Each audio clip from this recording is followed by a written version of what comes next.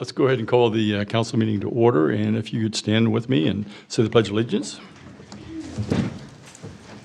Pledge allegiance to the flag of the United States of America and to the republic for which it stands, one nation, under God, indivisible, with liberty and justice for all.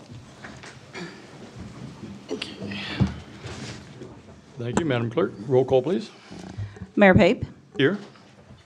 Councilmember Shavetta, Here. Councilmember Hands, Here. Councilmember Caldwell, Here. Councilmember Leahy, Here. Councilmember Neal, Here. Councilmember Ryder, Here. Councilmember Silvers, Here. Councilmember Yodridge. Here. Okay. Thank you, Madam Clerk. All right. Well, I see no one has signed up here for public comment. Members of the public are encouraged to use this time to make comments about matters that do not appear on the agenda. Comments about items on the regular agenda will be taken up as each item is considered. Is there a couple things, though, is that if you have comments on the project that we tabled till the public meeting last time, or last council meeting, that would be the appropriate time. Then you'll be an opportunity to speak at that time for that. So if that's your questions, or if that's what you want to address, we'll do that when we reopen the public meeting again. Just for information from the council standpoint itself, is we're going to hold city questions until the end of each section of the staff presentations. And council, please hold your questions till the end of staff's presentation. And I think we can get through that a little bit, maybe a little quicker. Okay, so is there anyone in the public that did not sign up that has anything that's currently not on the agenda? Okay, Billy, you can come forward, please. Give your name and address for the record. Yes, Billy Crone, 6633 Wed Street. In our last meeting, we started the 2023 budget discussion, and tonight there will be a work session on the 2023 draft budget. Of course, public comment will not be permitted during the work session, although I understand the session will be video recorded so Merriam residents can see what conversations go on. I think that's a good thing. This is going to be an exciting year that we're heading into, of course. We are on the cusp of granting quite a lot of money for a very big public project. And I would like to make sure at that time we're also not continuing to bite into the pocketbooks of Merriam residents. For as long as I've lived here, we have ridden the mill rate wave, so to speak, and we've watched our budget go up and up and up every year in terms of the dollars that are collected from the individuals in Merriam while keeping the mill rate the same. And that's better than having it raise every year, absolutely. But I think this year we have a great opportunity to lower the mill rate or even remain revenue neutral, potentially. I know there was some discussion of that at our last meeting, or at least in reducing the amount that we increase our budget. I urge you to please decrease the budget, the dollar amount, decrease the mill rate number during this budgeting season. I know a final decision probably won't be made tonight, but just keep that in mind, that our Merriam citizens could use a break. Thank you. Thank you, Billy. Or is there anyone else in the audience that would like to speak to anything that's currently not on the agenda? Okay. I see no one rushing to the podium, so we will close out the public portion itself of the public items. Our next item is the consent agenda. All listed items on the heading are considered to be routine by the City Council, may be enacted by one motion. There will be no separate discussion of these items unless a council member so requests. In that case, that item be removed from the consent agenda and considered separate. Is there anybody that needs anything removed? I see nobody raising their hand for anything removed. I would entertain a motion. Councilmember Hands. Mr. Mayor, move that the council approve consent agenda items 1 and 2. Okay, do I have a second? Ms. Yadrich. Mr. Mayor, second. Okay, and we have a motion and a second. Madam Clerk. Councilmember Shavetta, Aye. Councilmember Hands, Aye. Councilmember Caldwell, Aye. Councilmember Leahy, Aye. Councilmember Neal, Aye. Councilmember Ryder, Aye. Councilmember Silvers, Aye. Councilmember Yodridge. Aye. Motion passes 8-0. Thank you, Madam Clerk.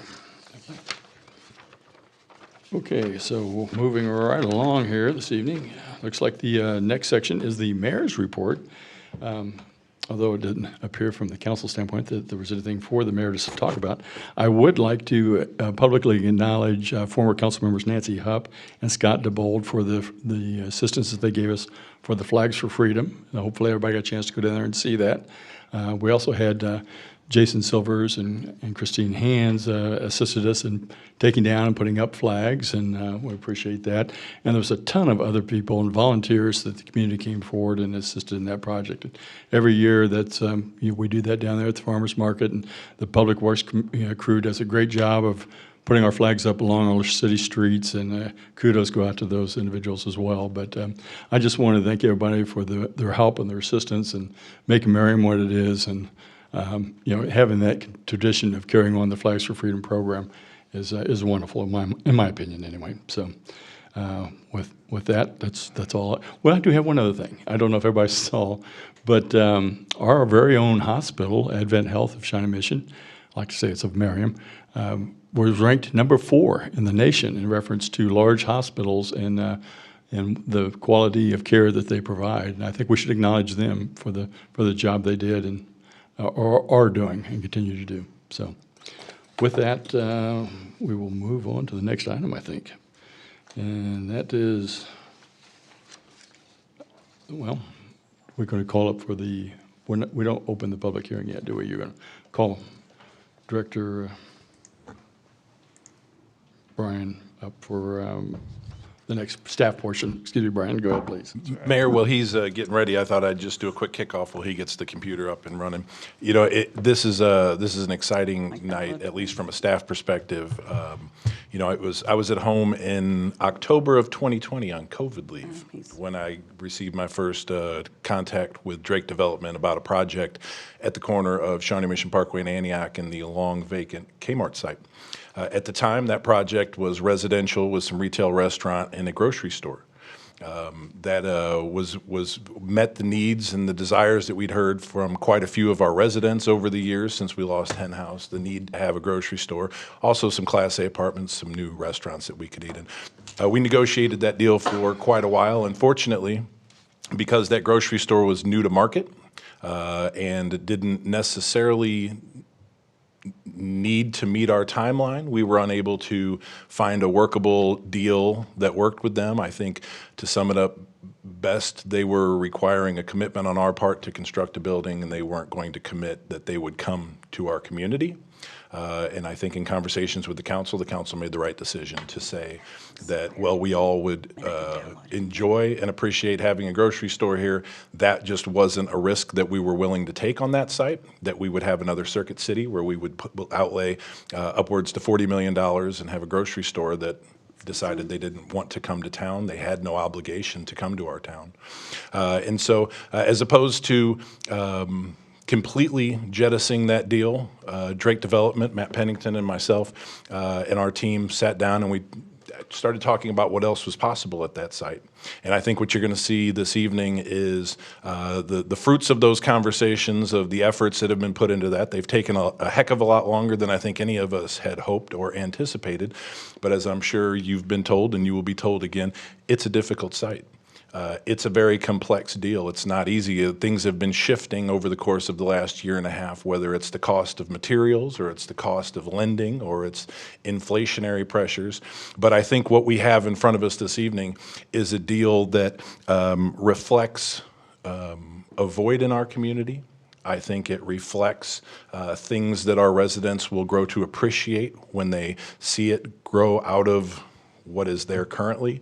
And I think you'll find in your review of the RDA and the paperwork that what we have is we have a deal that is that protects the interest of our taxpayers, provides for space for this development to occur, and protects the long-term viability of our TIF and also our ability to monitor the progress of that development so that it ends up ultimately being what we all want it to be, which is a fantastic development in our community. So I'm excited about that. I want to thank Brian for his efforts over the last year and a half, Joe Serrano for his efforts over the last year and a half, Drake Development and their team in the back, because I really think that we have something that ultimately at the end of the day we can all be proud of. So just wanted to share that with everyone before I turn it over to Mr. Dyer.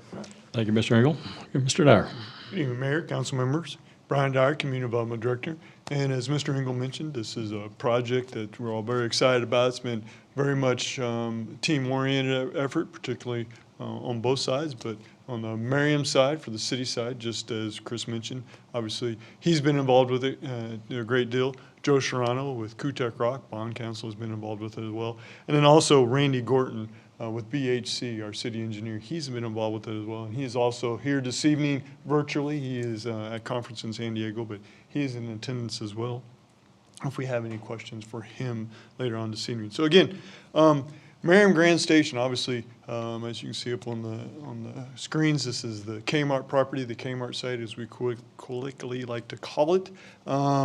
What is the redevelopment, kind of going through it? I have a number of things I'm going to go through this evening, but first just kind of recap a little bit. Back on your last meeting on June 27th, you all saw the presentation I made on the project plan, opened the public hearing, then continued the public hearing, then tabled all the items. I'm going to do that presentation again on the project plan, just so we're all up to speed, all see everything all at the same time. So with that, I'm just going to get started right away. So a little bit of recap of history of this project, just a very high-level recap. May 10th of last year, you all received an application from Drake Development for redevelopment of the Kmart property. It was essentially a TIF application. And at that point in time, the city council entered into a funding agreement with Drake Development. Essentially, that funding agreement was that Drake Development provided the city with funds to cover all the city's expenses related to their request. On June 14th of 2021, again, last year, council approved an ordinance amending your I-35 TIF district to bring in all of the Kmart properties except for the La Petite Academy. That is the building, that's the business that's at the very southeast corner of this property. Then in December of last year, we had a study session with the council to review economic development tools, including tax increment financing, or TIF. So it brings us up to this year, April 25 of this year. Drake made a request to the city, to the council, to remove a portion of their Kmart properties from the TIF district. The reason for that request was that they are intending to request industrial revenue bonds, IRBs, for that area. That is the area that covers the residential portion, that is the apartment buildings. And the reason they are looking for the IRBs, there's really two reasons. I'll go through that a little bit later. But the main reason for getting out of TIF district is they were looking for a 10-year property tax abatement, and you can't do property tax abatement within a TIF district. So May 4th of this year, Planning Commission finds that the Shawnee Mission Parkway and Antioch Road, southwest corner redevelopment project plan for project area M, the Kmart properties, to be consistent with the intent of the comprehensive plan of development of the city. That is a requirement, that is a state statute requirement, hence the reason why they had that finding. May 9th, council approved a resolution setting June 27th as a public hearing date. Obviously, as I've already mentioned, on the 27th, the council tabled and continued those items to this meeting. May 10th, we conducted a joint city council planning commission work session with the applicant, Drake Development, to review the rezoning and preliminary development plan submittal that they had just submitted to the planning commission. June 1st, planning commission had a public hearing on that rezoning and preliminary development plan. There were no public comments following the public hearing. The planning commission unanimously recommended approval of the rezoning and preliminary development plan, as well as the associated plat. So that just brings us up to your last meeting, June 7th, as I already mentioned a couple of times. That's where the items related to Merriam Grand Station were continued or tabled. So what is up for this evening? First of all, we're going to have a staff presentation of the overall project. I'm going to caveat that a little bit. We're going to divide it up into two parts, essentially. We're going to do the TIF part. That's going to be the TIF project plan and the redevelopment agreement. After we get done with that, we're going to pause for a second to let the council ask questions of staff in regards to that. Particularly, we're assuming there may be a few questions related to the RDA. Following that little pause for questions, I will continue on and do the presentation on the planning items, because again, as we've talked about many times, there's really two parts to this. There's the TIF part, and then there's the planning, the planning commission items. So I will finish up with that, and then, again, answer any questions that council may have regarding those items. Then the applicant will make a presentation and stand for any questions that, again, the council has. That point in time, you will open back up your continued public hearing on the Shawnee Mission Parkway and Antioch redevelopment project plan. So that's the TIF aspects of it. Again, as I mentioned earlier, your planning commission has already had the public hearing on the planning aspects of it. And then we'll wrap it up with any final questions that you may have of staff or the applicant. So what are the items to consider this evening? What will be the votes to this evening? We have put these all in the affirmative because in order for this project to go forward, all these items will have to be approved and have to pass. So that's why we have put this into the affirmative. So the first one this evening, once we get done with the presentations, Q&A, public hearing, will be the first thing will be to consider approval of the Shawnee Mission Parkway and Antioch Road redevelopment project plan for Project M. First motion will be to waive the first reading of the ordinance. That will require 5 affirmative votes. The next motion will be to approve the ordinance adopting the project plan. Again, that's the TIF project plan. That requires 6 affirmative votes. The 6 is 2/3 of council, and that is required by state statutes. Following that will be a motion to approve the RDA, the redevelopment agreement with Merriam Grand Station, who's represented by Drake. That requires 5 affirmative votes. And let's just be clear, that is the document, that is the point in time in which the council or the city enters into an agreement with the developer. That is the document that essentially says that the developer does this, performs in this fashion, the developer will have the opportunity to access tax increment financing dollars. Next, following that, will be a motion to concur with the Planning Commission's unanimous recommendation for approval of the rezoning and preliminary development plan. Again, 5 affirmative votes. And then the last thing will be a motion to accept the easements dedicated by the plat. Again, that will require 5 affirmative votes. So with that, kind of set the stage as what we're going to do this evening. First thing I'm going to do now is run through the TIF project plan. And then following that, we will run through the RDA. I will make a short presentation on the RDA, and then I'll step away and let bond counsel Joe Sharano provide you some more in-depth details in regards to the RDA. So again, the Shawnee Mission Parkway and Antioch Road Southwest Corner redevelopment project plan for Project Area M. Again, kind of going from the big view to the small view. The I-35 TIF district, I think we're familiar with it, runs from 75th Street to Johnson Drive. It goes along the I-35 corridor. Follows on the west side of I-35 till it gets to Shawnee Mission Parkway, and then once it gets to Shawnee Mission Parkway, it jumps over to the east side. Within that, and I will just say right now, I do not know why there is this down there. Just ignore it. Just a strange quirk of going into, I guess, PowerPoint. So anyway, within the TIF district, there are a number of project areas. Again, the TIF district's big, high-level viewpoint. TIF district does have a text document that goes with it. It's very general in regards to what kinds of redevelopment things could occur within the TIF district. Then we start getting down into more specifics with the project areas. So within the I-35 TIF district, we have A through N. N is in Nancy. Project area N, that is the Chipotle project that was recently discussed and continued. And then what we're talking about this evening is project area M as in Mary. That's the Kmart properties. Zoom in a little bit closer to it. Again, here we go. The area we're talking about is Shawnee Mission Parkway is on the north side. Antioch Road is on the east. 64th Terrace to the south. And then EB is on the west side. A couple things to note here. The area here, this is the Freddy's and Krispy Kreme. They are within the TIF district, but they are not within this project plan. And then the other areas I wanted to point out are these areas here, right here. These areas used to be, except with the exception of La Petite, these areas used to be in the TIF district. These areas that the council removed at the request of the applicant, because this is the areas that are going to be the residential apartment complexes that they've requested or will request industrial revenue bonds tax abatement for it. So really the project plan, really 2 important components of the project plan is the map, which I just showed you, And then also the text. The map shows the area, text describes what is the proposed project or proposed development for that area. So for Area M, this is what the TIF project plan says. Commercial development consisting of 2 to 7 buildings ranging in size from 1,500 to 2,000 square feet. Structures to provide parking for the commercial residential buildings and necessary infrastructure in support of the plan. Again, gets a little bit more specific.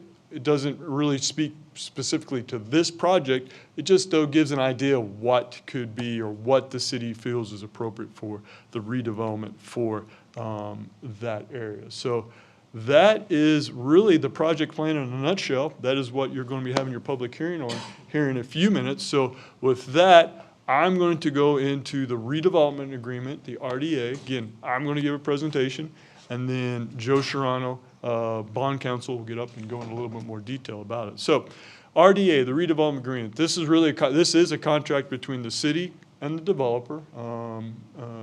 Merriam Grand Station, again, represented by Drake Development, essentially spells out what the expectations and how the developer should perform. And in return for meeting those expectations and performances, the city will provide access to tax increment financing dollars, as well as some other things which I'm going to cover here in this portion of it. So what does the RDA require the developer to construct? Approximately 10,000 square feet of restaurant retail space, approximately 10,000 square feet of civic space, 3 out parcels totaling between 9 to 11,000 square feet in total, 2 Class A apartment buildings with at least 350 total dwelling units between the 2 of them, and a parking structure. Public also requires construction of public improvements, including a deacceleration lane into the development, intersection improvements at EB and Shawnee Mission Parkway, sidewalks, and a transit stop. The majority of those items will show up in the preliminary development plan, which I will cover later this evening. Developer will dedicate no-cost rights-of-way and easements for future undergrounding utilities. Sometimes I think we don't emphasize it or mention it enough. Part of the hope with this project, and I say hope because it is not a guarantee, but we really are working closely with the developer to get the utilities undergrounded along Shawnee Mission Parkway essentially between 64th Street and 62nd Terrace. We really think it'll be a huge benefit if we can get that accomplished in regards to the stakes for the site. It'll make a big difference for that corridor. So that is something that, like I said, we don't talk about enough, but this is still something we're still very much and feel very important for this project. Project is to be completed by December 31st, 2026. Doesn't extend the I-35 TIF district expiration year past 2032. I know there's been conversations with council in regards to that. We're still holding that deadline. City will get an annual admin fee of $15,000. No interest expenses or existing unpaid property taxes may be included in land acquisition costs for eligible reimbursement through the TIF. We direct the developer to set aside funds for maintaining the parking structure. Developer must comply with the city's non-discrimination ordinance. Land acquisition and developer fees will be paid last. So the cost, or for the reimbursement, I should say, for the cost to acquire the fees and for development fees are the last thing that will be paid. So that's following all payments made for all the internal improvements, the parking structure, the bringing the ground up.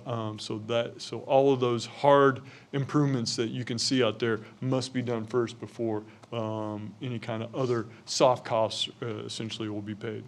Includes some sustainability features that exceed city code requirements.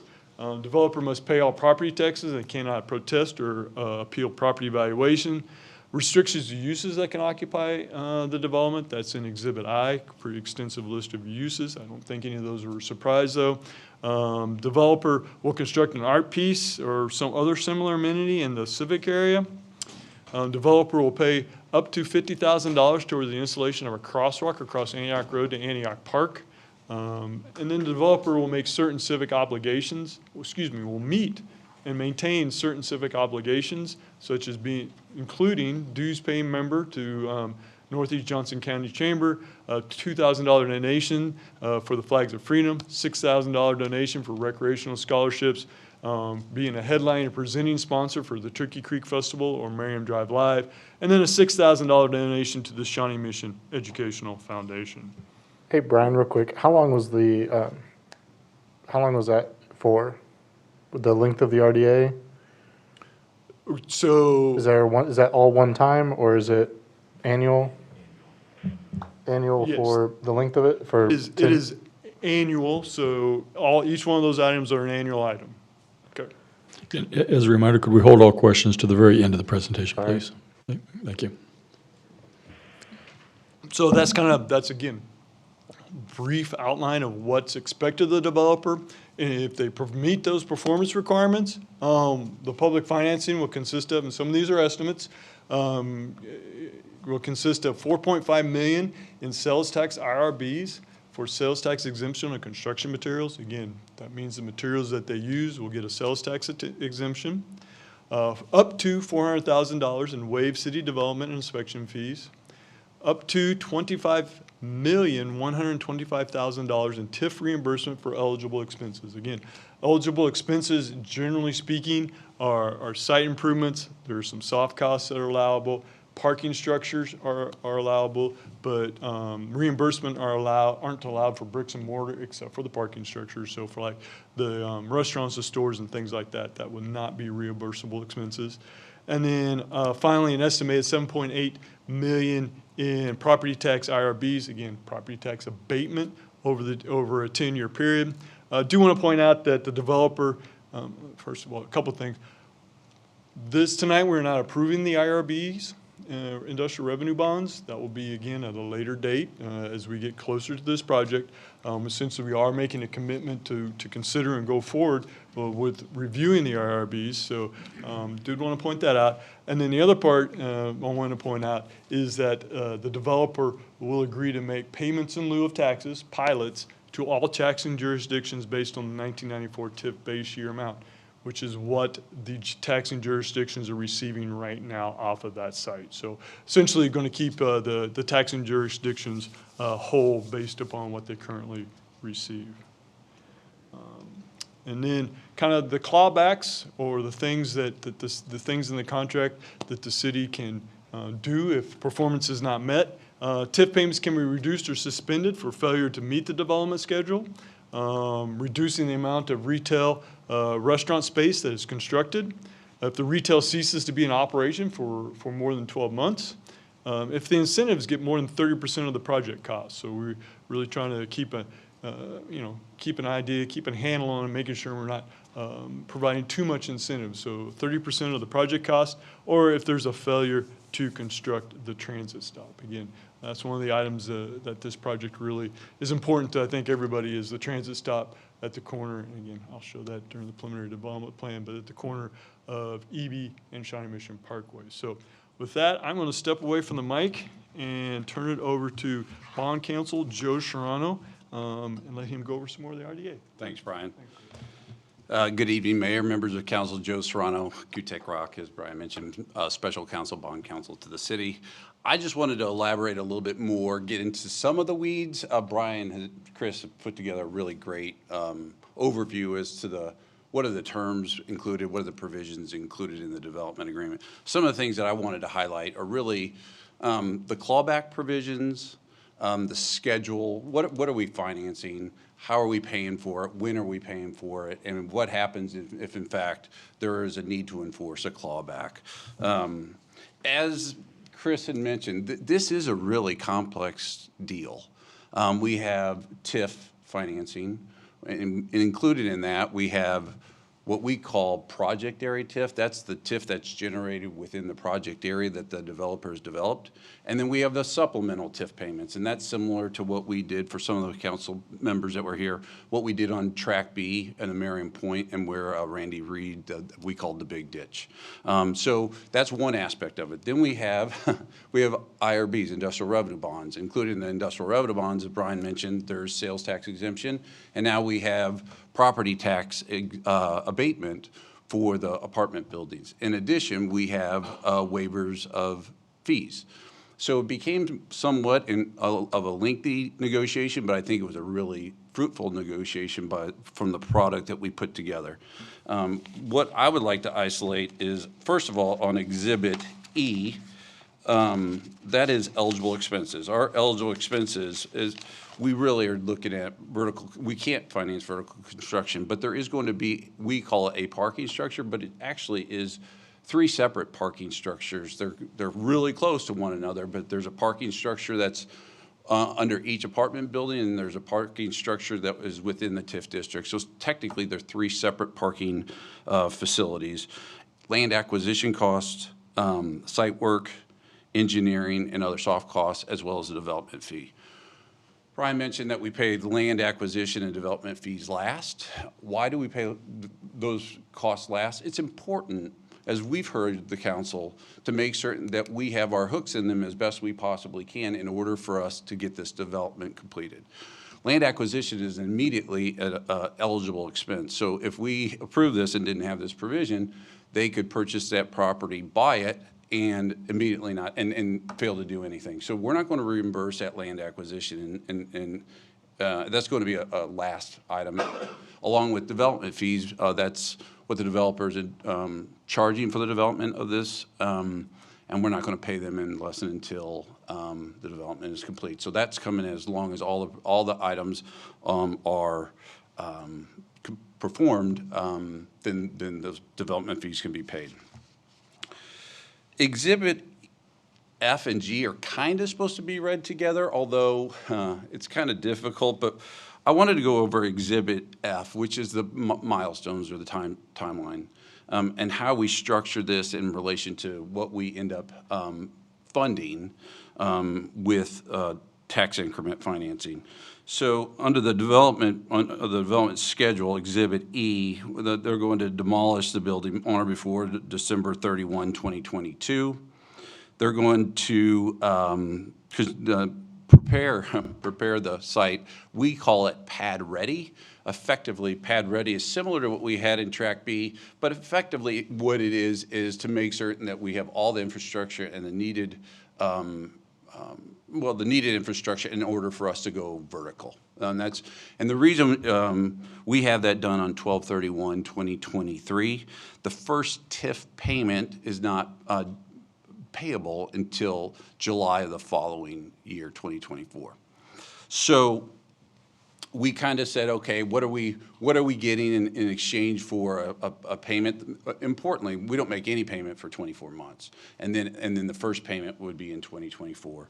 And if that's in fact the case, and they've provided that the ground is pad ready, then we would be able to make that payment. The pad ready is actually certified by an engineer that says, hey, listen, they perform what is necessary in accordance with the plan in order to make to go vertical. It's interesting because we've had multiple discussions as to what that actually means, because we're going to have underground parking. So what does that mean associated with parking?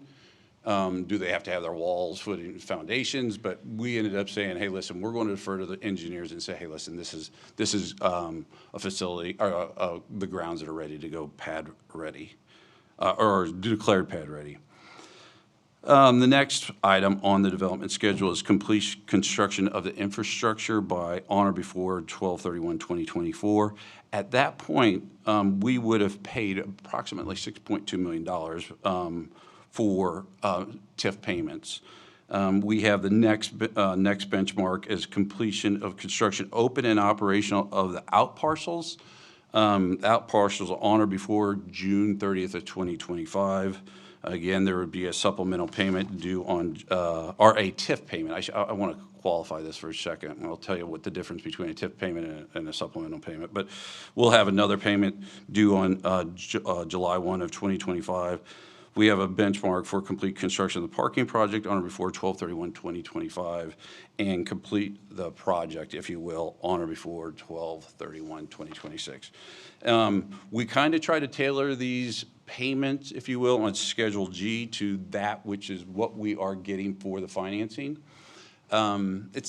It's not ideal. There's some risks that we're taking. There's some risks that the developer's taking, and it was what we had been able to come to terms with what the request has been, and trying to make certain, give leverage points, have carrots that are sitting out there in order for this development to go forward and to be completed.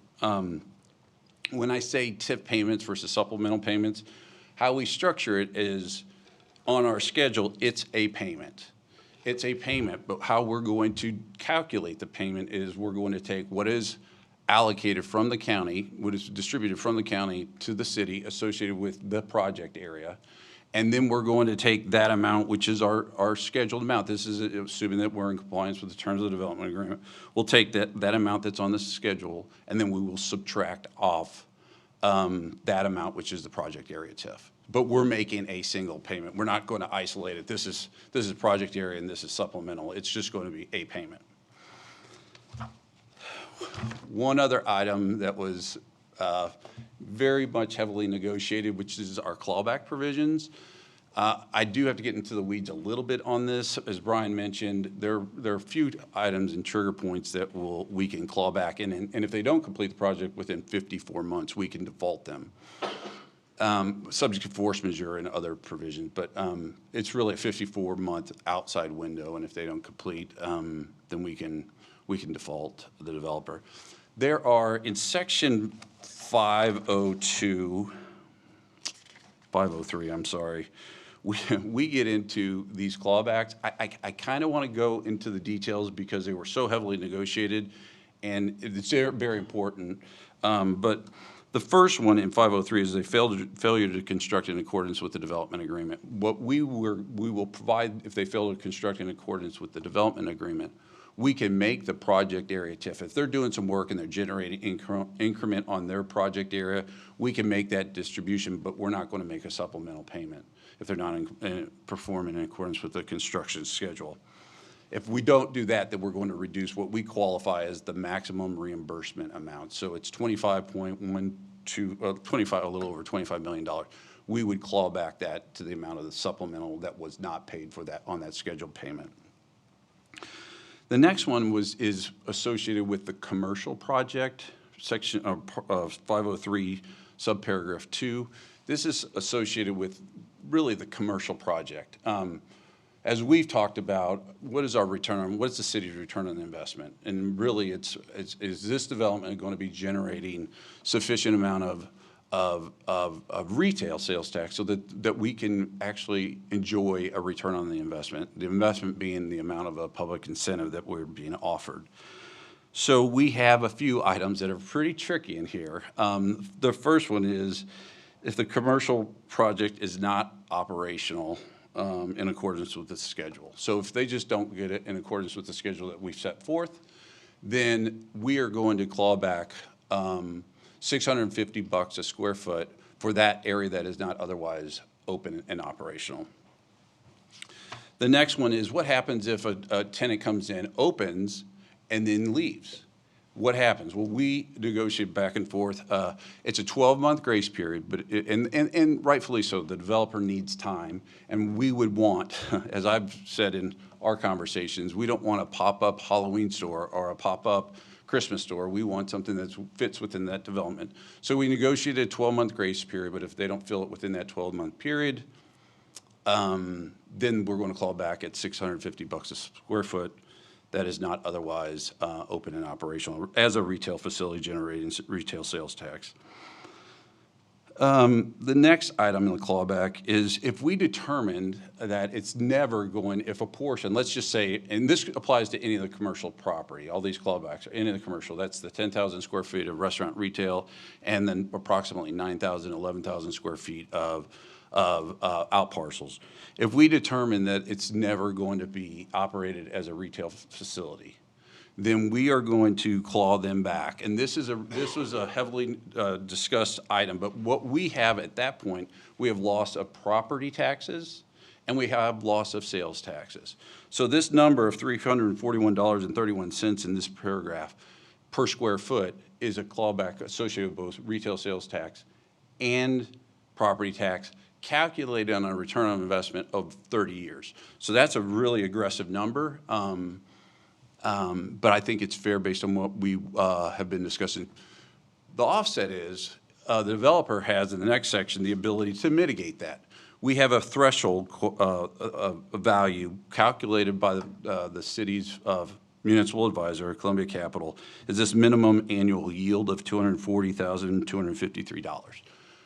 The example here is, let's say, for instance, they have 3,000, or they've built on the out parcels. Again, this goes to all commercial property, but if they've built on the out parcels only 7,000 square feet, we're calculating based on a $650 per square foot. But if they come in and they say, hey, listen, this is it's a Cheesecake Factory that's generating $800 a square foot, then they can come and present to the council, hey, listen, we have met this threshold number, mitigate that clawback provision. How do we test this? We have 3 test dates because they could come in and say, hey, listen, I have Cheesecake Factory, they're $1,000 a square foot. How do we know that? We don't know until the actual revenues come in. So we're going to test these on 3 different instances, and if they don't meet that criteria, this minimum annual yield, then we would be able to claw back that maximum reimbursement amount. So those are the main ones associated with the commercial property. We have discussed how do we claw back. We're going to claw back, and we're going to hit the last scheduled payment first, as opposed to the first scheduled payment. So if they're moving along and doing the best they can, we have to claw back. It's going to come off the back end as opposed to the front end of that scheduled payment schedule. The other kind of governor that we put in here is the 30% return. The 30% return is we take a look at what is the project cost and what are the incentives. We weigh that against the total project cost and see where they are at any given point. We do not want to exceed 30%. There can be a suspension if we have more invested than they do over that 30%, then we could suspend the TIF payments. It's relatively complicated.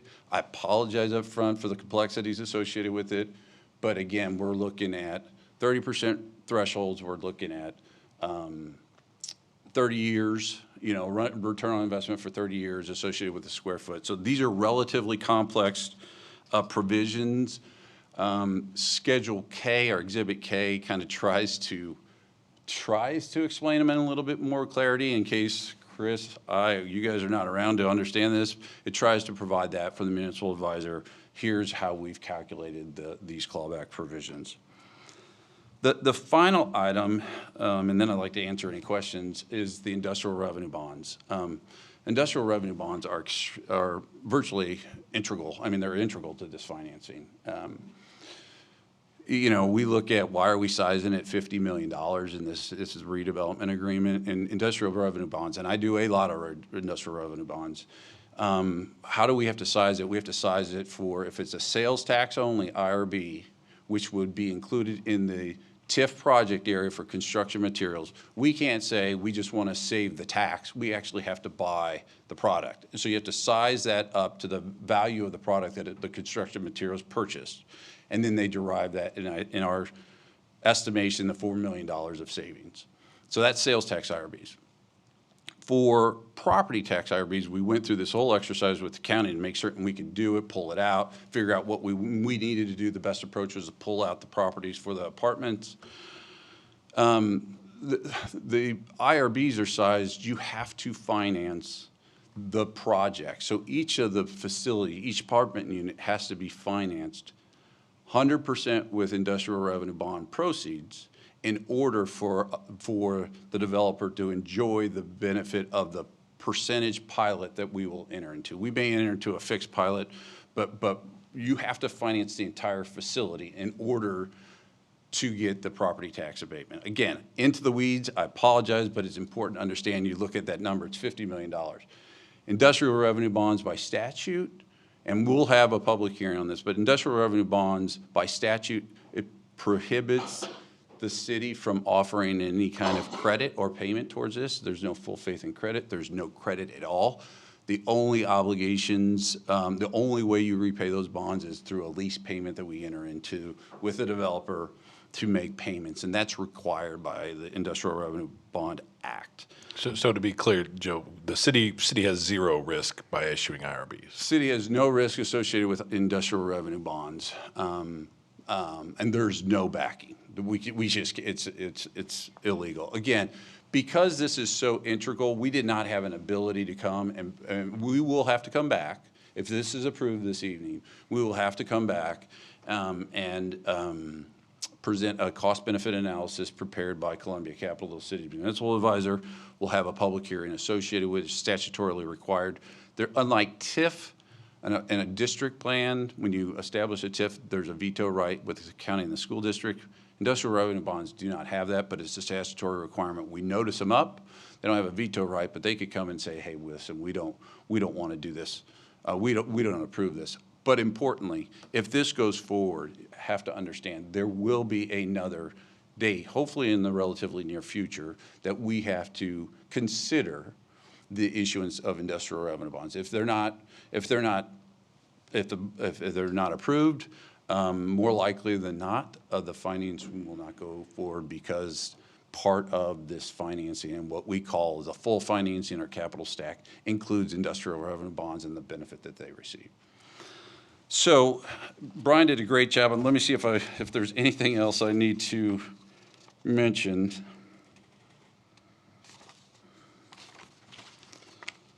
Yeah, one other thing that's pretty unique to this situation is the no protest of taxes. The developer understandably said, hey, listen, what if there's a go rogue appraiser, and the appraiser goes and says, hey, listen, these apartments are way out of market, and we're having an example where Leewood has similar Class A units, and they're restricted by not being able to protest their taxes when a comparable apartment is sitting down the street. They agreed to the no protest of taxes even on the apartments, rightfully so in the context of the TIF. I mean, we're paying out that supplemental TIF, so it makes sense that they shouldn't be able to protest taxes associated with the TIF project area. But because of the magnitude of because of how this is structured, they are not going to be protesting taxes on the apartments either. I'm happy to answer questions. It sounds like you may have some, but that's kind of a little bit more in the weeds, but I thought it would be important for us to address some of the reasons why we got there, how we got there, and what these provisions entail. All right. Looks like Mr. Neal, we'll all get a chance to talk, so go ahead. Yeah, just on some of the details that you just went over, I wanted to ask a question. The tax protest prohibition period, is that just the 10 years, or is that because the 10 years under the IRB, there won't be any property tax paid anyway as far as the IRB, the apartment buildings themselves? So it would cover, I suppose, would have some material effect on the TIF part of the project. Is that correct? In other words, how would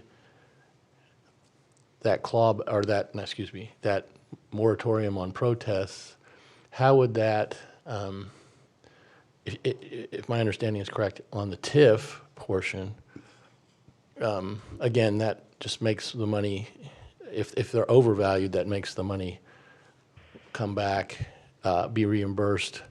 Property taxes paid within TIF are then reimbursed back to the developer on a schedule.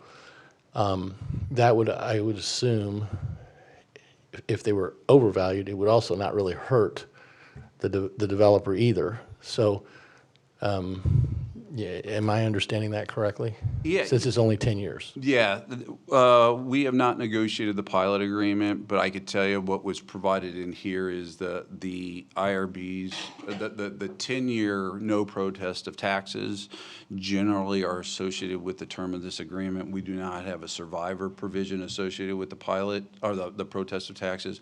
We can, in a lot of instances in various jurisdictions, we provide that. If they, and that would be in the pilot agreement. So for the period of time until December 31 of 2032, there would be no right to protest those taxes. After 2032, and rightfully, it will be after 2032 because we're not going to issue those bonds until the projects close to completion, in order for them to benefit from the property tax abatement, we could put in some language associated with the pilot agreement that says you can't protest taxes until the end of the pilot. More often than not, because it's almost a fundamental right to be able to protest taxes. It's not, but it's close. We could put in there that if they protest taxes without the consent of the city, that there could be a dollar for dollar reduction in their abatement. But we have not negotiated the pilot agreement. But they will not be able to protest taxes during the term of this remaining term of the TIF. Okay, and kind of another follow-up regarding the pilot. When we originally moved this parcel into the I-35 TIF district, that changed the base year for the increment from essentially the current year to the 1994.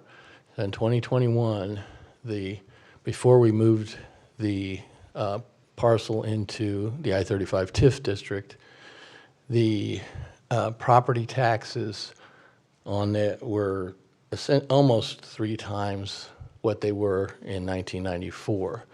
So my understanding is that the pilot has been negotiated, will only cover the 1994, the lower amount. So there is, in effect, an amount of property taxes that would be going to other jurisdictions, including the Shawnee Mission School District, that are not covered by what I understand is the pilot, but is not for us tonight to vote on. Is that correct? In other words, we are technically making them whole, as Director Dyer said, because we've already moved the parcel into the I-35 TIF district. But if you look at it from the perspective of the 2021 property tax value, which if we weren't doing this project, it would still be under, that parcel would still be under.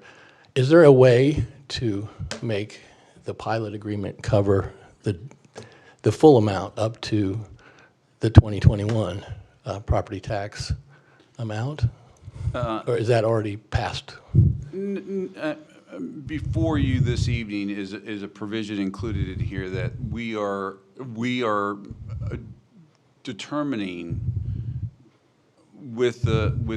in consultation with the city's municipal advisor that to be consistent with how we treat TIF, which is to go back to the base year of 1994, that we would do that in all instances associated with the increment that's going to be generated, as well as the abatement and the offsetting pilot. And that's what's included in here this evening. Can we go back and go back to the developer and ask that we want to have at 2021 values? Maybe, but that is not what is before you this evening. And then another question that I have, I'm kind of a numbers guy, and so I sat down and tried to look at the finances of this project to get a handle. I'm still actually technically undecided about how I feel about this. I know that the project, a lot of work has been done on it. There's going to be a lot of people happy with not having a structure there that's been sitting there for over around 10 years and deteriorating. The concern that I have with this is, and you mentioned sales tax increment, which would be essentially the project generated tax revenue. It's really the only thing that there is, because the property tax part is all going to be go to the public financing part. So I tried to look at the amount of sales tax that would be generated relative to, we have a situation where we're going to increase population by, I've asked what those numbers are, kind of was told probably around 600 people.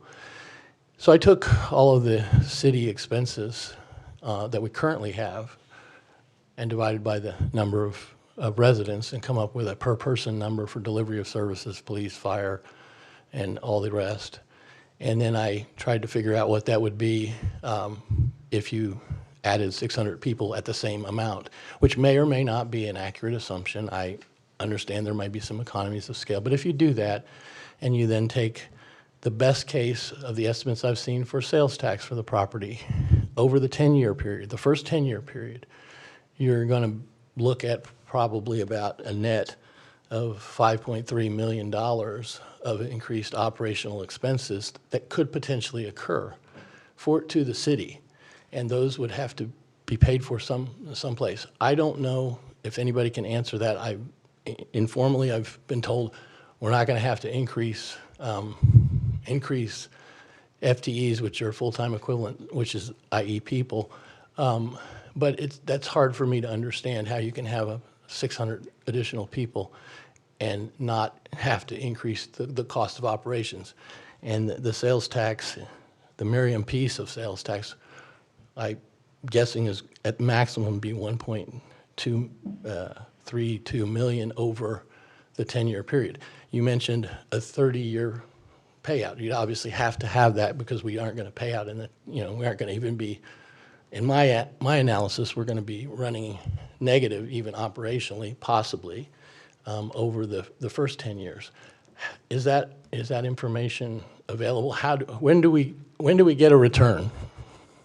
Yeah, Councilmember Neal, I have to be cautious because that is in the program of the municipal advisor. So I have to be very cautious as to how I'm not really in a position to talk about truly that part of it.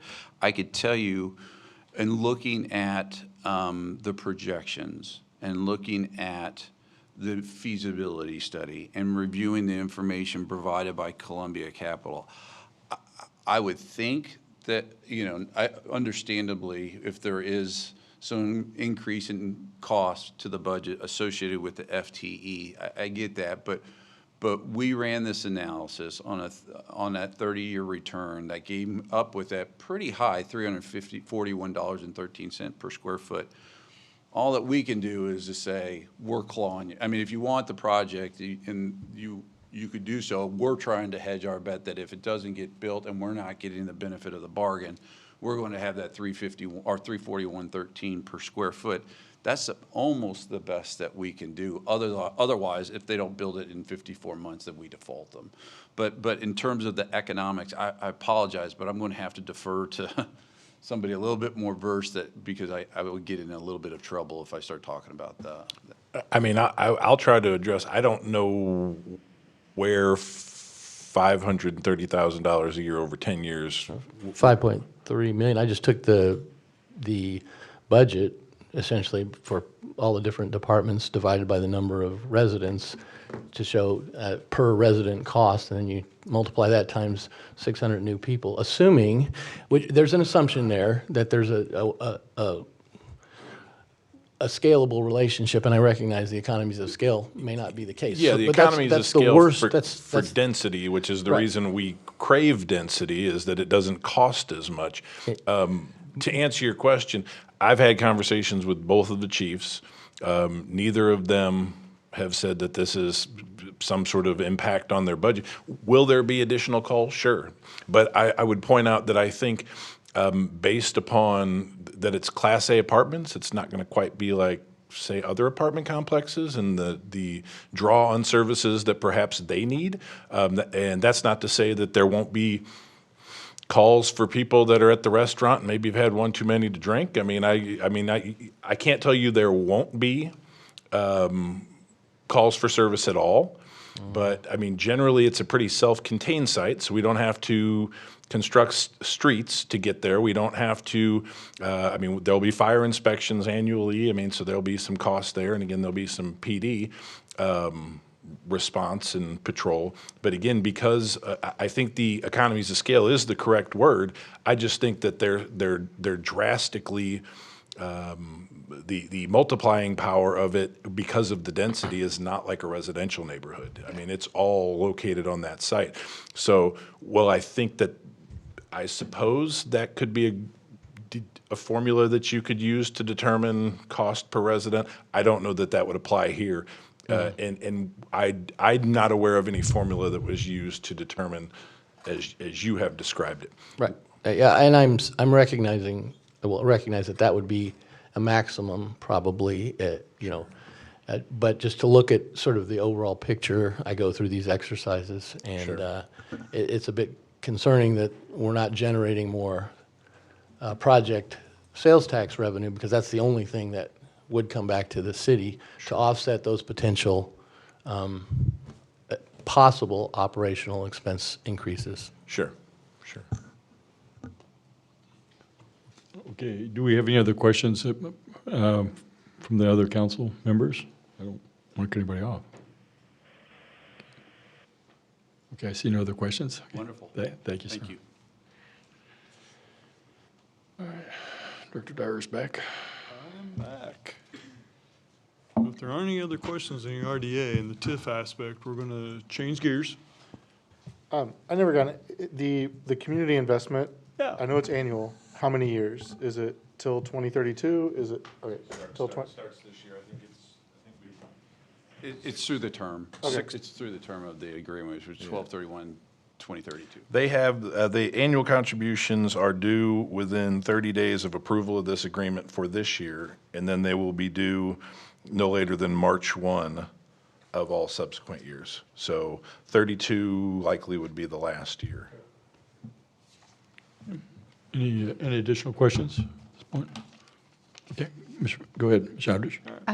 I saw on one of the slides that it says the TIF payments would be suspended if retail ceases to be in operation for 12 consecutive months. Is that for all retail spaces or just a single retail space? We calculate it on the square foot, the square foot that is not operational, so, or not open. But there is a 12-month grace period that they get, and then after that 12-month, it's that space that is not otherwise operational. If open and then closed. If correct, open yeah. and then If open, closed. then closed. That's correct. That's So only if we get a 12-month grace period, then it has to open and then it closes again. Is that what I'm understanding? What the clawback is, if it's opened, so they open, let's say in our out parcel of 3,000 square feet. They open it, and then that out parcel, the tenant goes out of business, leaves for whatever reason. They will have 12 months to figure out who to fill, 12 months to fill that space.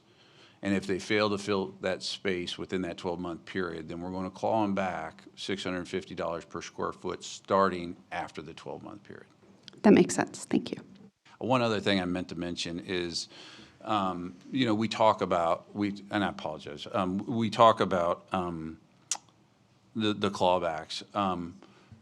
We have approximately 9,000 to 11,000 square feet, but really, we're giving them a little break on that by 2,000 square feet. So we're going to start, it's really a 9,000 square foot on those out parcels before we start clawing them back. I failed to mention that, but I think it's important, so.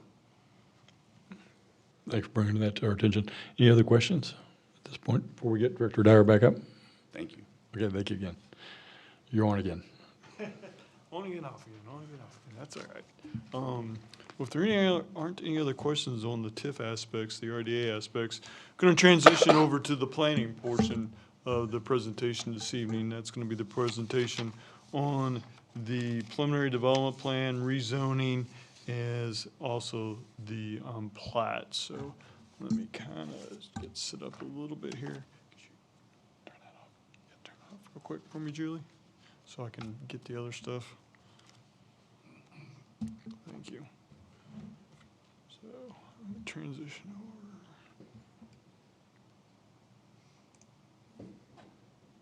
Okay, Julie.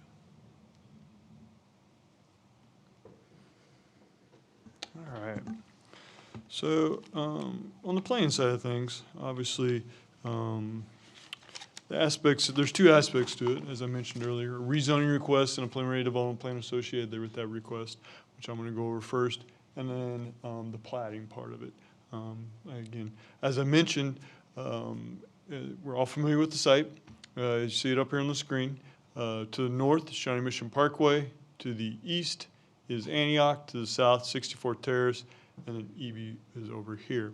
I think an important thing to remember, I'm going to explain, and always keep in mind as we try to kind of keep, it's one project, but TIF side, rezoning preliminary development plan side of it. So for the rezoning preliminary development plan, that covers this whole area except for the La Petite.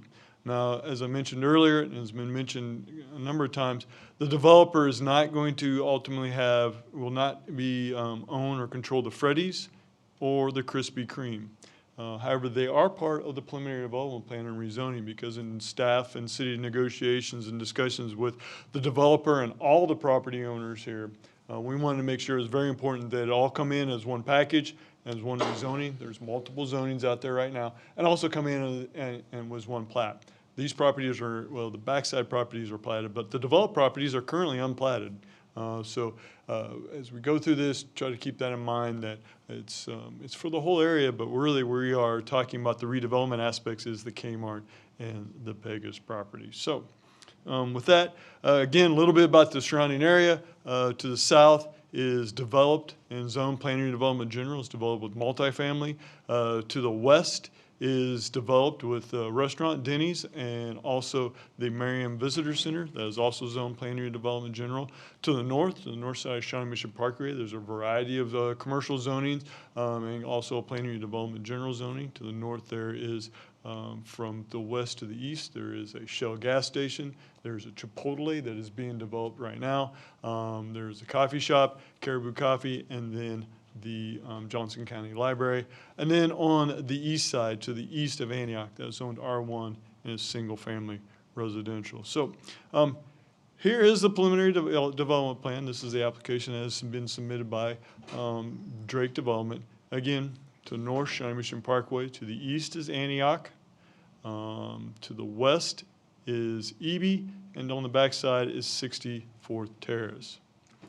So up here is Freddy's, and over here is Krispy Kreme. Again, those properties are not being redeveloped as part of this project. So to the middle is the location of the Kmart property, and up here in the corner is the location of the Pegasus. So the proposed development is for 3 out parcels at the northeast corner. These 3 out parcels in cumulative total would be approximately 11,000 square feet, proposed to be retail, commercial, restaurant types of uses. As we head further to the south of the property, here are the 2 restaurants. Again, beach restaurants, 5,500 square feet. Also within here is the gathering area, the social space that we'll cover a little bit later. I know the developer also has a really nice presentation on that as well. And then at the southeast corner is apartment complex. I believe it's 196 units, I believe. And then at the southwest is another apartment complex that's a little bit larger. To the middle is a parking structure that is located right here. I say structure, not garage, because it's a structure very much like the Merriam Community Center. 2 levels, but you can't get in between the 2 levels. So that is where the parking structure is at. Access to the site, it will retain the current access here on into Freddy's. Retain the current access point on Shawnee Mission Parkway. We'll close off an access point that's here and also an access point here. Access points on the Antioch Road will be located where the existing one is right now and pretty close to where the existing one is to the south. There will be a new access point on the 64th Terrace and then a new access point on Eby Avenue to go along with this existing access point. Just point out a couple other things. This is the location of the transit stop right here. And then there are some intersection improvements that are being proposed and that will be required of this at Eby and Shawnee Mission Parkway. Essentially, the big thing will be an additional turn lane. So it'll be double lefts northbound to go westbound onto Shawnee Mission Parkway, and then a combination through right turn to go eastbound onto Shawnee Mission Parkway. So that's a brief overview of kind of what the project plan is, a little bit of history for the site. Obviously, it was developed as a Kmart, constructed, I believe, in 1968, operated as a Kmart and also as a Sears Grand for a real short period of time, till 2013. To that point, in 2013, the store Kmart closed, and the property has been vacant and unused since that point in time. The IHOP building, or where Pegasus is currently located, was constructed in 1971. Interestingly enough, the property that we now know as Freddy's has gone through a number of different changes. First, there was a gas station on that site, and then in 1976, Pooch's Coffee House was constructed. Then that was remodeled in 1986 to be a Winstead's restaurant. And finally, in 2018, it was remodeled yet again to be the Freddy's. The most current and most newest building on there, on the site, is the Krispy Kreme building that was constructed in 1998. And again, as I mentioned earlier, there's a variety of zoning over there. The zoning proposal request is for planning and development general. That is our commercial zoning that a lot of our large commercial developments are under. Really what that is, kind of in a nutshell, planning and development general gives the ability for the city to provide some variances, some waivers on setback requirements, also some waivers perhaps on parking and other aspects. In exchange for that, the city gets a much higher level of review on the architectural and the general design of the development. So a couple things I do also want to cover, again, a little bit in general, as we talk about the traffic on the site. There was a traffic impact study, or TIS, that was with this project when it was submitted to the Planning Commission. We sent that TIS to KDOT, Kansas Department of Transportation, as well as the plan you see before it. We'd had a number of conversations, preliminary conversations with KDOT in regards to this project, but we got the official submittal and submitted it to KDOT the first part of May. We just received last Friday, not this week ago Friday, comments, use that word term loosely, from KDOT. Essentially, they provided notes in the margins of the TIS of additional information they would like for this project. So the applicant, as well as the city, is working hard to get that information to KDOT. KDOT did have some questions and some comments and some concerns about the access to the site. Well, we hope with the additional information we provide to KDOT, we can all be on the same page. Again, as I mentioned, there is some elimination, some access points on here. There is some access consolidation. One of the things that's a condition of approval that is on this request is the construction of a decel lane into right here, generally right here, into the main entrance. So we think from staff's perspective, we've done the best we can to mitigate a lot of the traffic concerns with this project. Staff will also be the first one to admit the traffic up there right now isn't the best, and this definitely is not. It isn't the best, and this project, on and of itself, would not improve that. However, we do want to note that the city definitely is committed to and is reaching out to KDOT in regards to doing a much more comprehensive traffic study, i.e., all the way from the interchange at I-35 much further to the east of this, because that's really what it's going to take to address if traffic concerns that may exist along that area. Another thing I want to talk about real quickly is stormwater. This is very hard to see, but it is a exhibit that is in your packet. There is about a 58,000 square foot reduction in impervious surface. I know that's kind of hard for folks to get their heads around, but there actually is going to be more green space on the site than there currently is. Obviously, that has a number of positive benefits. And also, since it is a reduction in impervious surface, there's no requirement for on-site detention. Also, per your adopted best management practice or BMP manual for stormwater, there's not necessarily a requirement for them to do on-site best management practices. Again, BMPs, stormwater has two components. It has quality and quantity. Quantity is addressed by your typical detention and things like that. Quality is your best management practice, filtration and things such as that nature to make the water, the site runoff better, higher quality before it enters into the stream. So again, not necessarily BMP required, but your code does allow this community development director to require BMPs if the project feels it necessitates it, and that is exactly what city community development director did. So we have required BMPs for this site. There's another, they did show it on the project plan. However, we think there's some modifications that can be done to better improve that as well. So that is one of the conditions of approval, is for them to work on and improve the BMPs for the site. So here's a little bit on the infrastructure of the site. Again, They do provide adequate infrastructure. They do have adequate internal infrastructure. I think one of the things to note is that a condition of approval is that as part of their ECRs, which is restrictive covenants and easements, those are, that really is the document that kind of sets how the site will be used by the internal users as well as the public.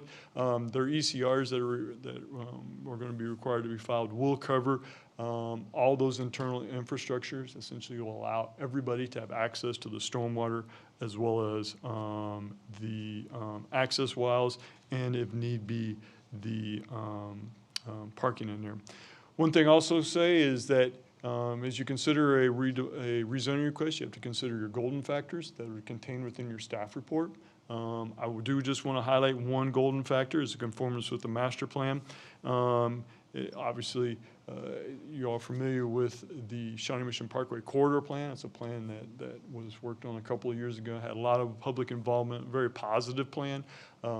This is something that definitely fits within that plan, and staff definitely feels that this project is in conformance with that plan. So, talk a little bit more about parking, and it's kind of hard to taken staff quite a while, but it's pretty hard to kind of understand how the different levels of parking work here. Again, this is the apartment complexes up here and down here, so this is the same image. But the top image is showing the upper level of the parking structure and how that is accessed. So right here, you can see the access point. There's a drive aisle that's going to be in between the west apartment complex and the restaurants up here.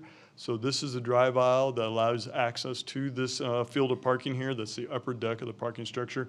It's interesting to note that, and it's probably, again, hard to conceive that this structure will be essentially at the same height as the amenity area that sits behind those restaurants. And then as we go down to the below, as mentioned earlier as part of the RDA, talking about the parking structures itself, there is going to be one underneath the apartment complex on the west and also one underneath the apartment complex on the east. And then this is the lower parking, although it's in red, of the parking structure. And the thing to note here that this will be access controlled, so this will be accessed only by the apartment dwellers and their guests. The access to these lower structures is going to be via Eby Street here, 64th Terrace here, and this is also an internal access point, then also off of Antioch over here. A little bit more about parking, and I'll talk about it here also at the end of my presentation. We've worked a lot with parking. We think that one of the conditions of approval is that the applicant needs to revise their parking calculations, particularly for the retail restaurant area, to fit within city standards. So again, I will, at the end of my presentation, just chat a little bit more about that. One of the things that we heard from the council during the work sessions was access, internal access, bike ped, multimodal. This is a little bit of this is the demonstration of it. The green is the pedestrian access, the blue is the bike access through the internal part of the project. Again, don't want to forget that we have the transit stop up here. So you can see there is a disconnect right here from this point over to Antioch. One of the conditions of approval is that sidewalk, the developer construct that sidewalk provided that there's adequate rights of way. This is a picture of the green space and landscaping for the project. Meets all our city standards for street trees. They are actually also using some native grasses. They're using a blue stem grass for the internal islands. This area here is not shown in detail. Again, the applicant has a really nice presentation showing all the green space that'll be done. This is, again, the common area that shows that will have green space on it. Touch on this. It's a very, very difficult and messy thing to understand, but this is the contours of the site. Just to give you, again, as we mentioned, an extremely complicated project for a number of reasons, but one of those reasons is the amount of fill that the applicant developer proposes to bring in here. Again, Shawnee Mission Parkway is on the north side, so when this project is all done, this area here is going to be almost, not quite, at the same level as Shawnee Mission Parkway. So this is kind of the middle or the low point of the Kmart parking lot. It's going to have approximately 8 to 9 feet of fill placed in there. So that again, just gives you somewhat of the enormity, gives you a feel for the enormity of the project to have this site be developable. This is a photometric plan, shows essentially, well, it's hard to see, shows that the photometric or the light casting off from the site really gets to minimal to zero as it gets to the property lines. Architectural feature, it has a wide variety of materials that's being used for it, EFS, I believe some aluminum, stone, concrete. It has quite a bit of articulation from the balconies and other things, so definitely fits again within the guidelines, particularly of our Shawnee Mission Parkway plan. And here's also the other apartment complex.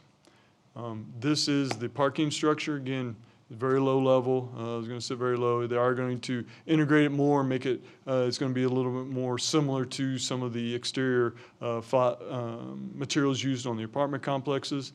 And then finally, we have the signage that's going to be proposed, that is proposed. This is the signage for Shawnee Mission Parkway, and this is the signage on Antioch Road. Again, condition of approval is that that signage not be placed within any kind of site distance triangle, again, for safety purposes. So that's a quick run through on the preliminary development plan. And then, do also want to talk a little bit about that. The applicant has requested that staff have the ability to approve a final development plan for this project. It would only be for the apartment complexes because that's the only thing they have provided the architectural details for at this time. The applicant is well aware that for all the other structures in here, they're going to have to come back to your planning commission with full architectural details for them to review. So just kind of want to make sure we have an understanding on that, is that they have provided all the details we need for approval of a final development plan for just the 2 apartment structures, and the parking garage, but they will have to go back to the planning commission for approval of a final development plan for all the other aspects. So then the last thing I have, and it's probably again, the most straightforward part of all this is the final plat for the project. Again, as I mentioned, except for the backside of it, this property is unplatted, which is kind of difficult to believe in this day and age, but it is unplatted. So they are showing a plat that generally conforms with the preliminary development plan and divides the property up into multiple lots. So with that, let me transfer back over.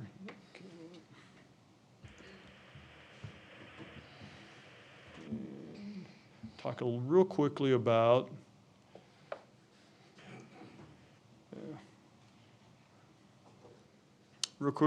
the parking of it.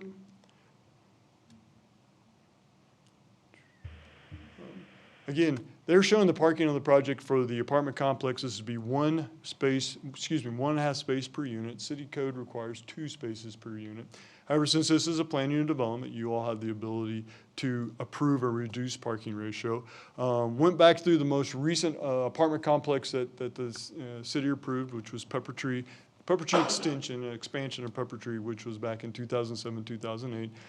At that point, the city did approve a parking ratio, I think it was 1.58 or 1.6, so a very similar parking ratio as to what the applicant was requesting.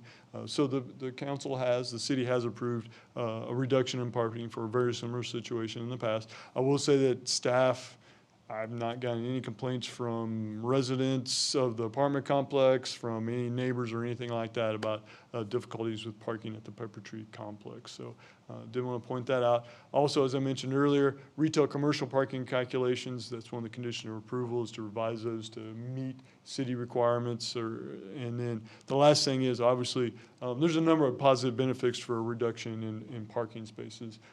Obviously, more green space if you have less parking, have less hardscape.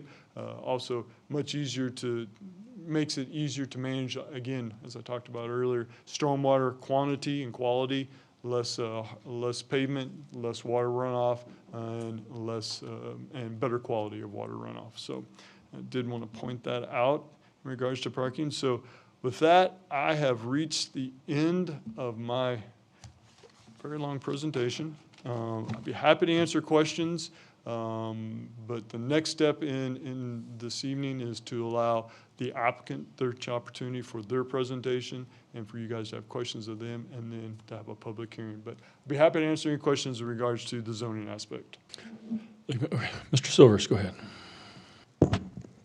Yeah, thank you for that great presentation, Mr. Dyer. I did have a question. You did mention that a traffic study was conducted. Having driven down Antioch going north during rush hour, I've experienced a lot of backup in traffic. I also now see that we will have basically the same number of access points to this property, but maybe a larger need for people to access this property. And so at this point, I see within one block 4 different possible left turns that people will be making, which I find kind of concerning.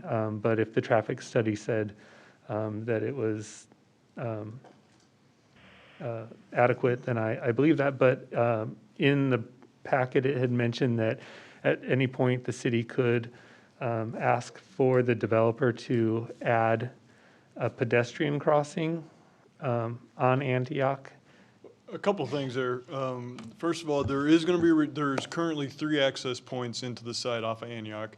There's one that nobody, will be the first to admit that nobody uses because there's a cooler sitting right in front of it. So, but there is going to be a reduction in access points. So that's the first thing. The second point, in regards to the traffic impact studies, traffic impact study did indicate that there possibly could be, did indicate that there currently is a need for some sort of left turn lane. But then the traffic study immediately pivoted and said that the observations of the site right now was that there was very little on-site or actual need for that left turn. If you also go through the staff report, the staff report says that the recommendation in regards from city staff is that once the site is fully built out, then we have information and detail of how the site operates, that it be reevaluated, particularly in light of when we redo Antioch Road. So we will be monitoring the situation and think that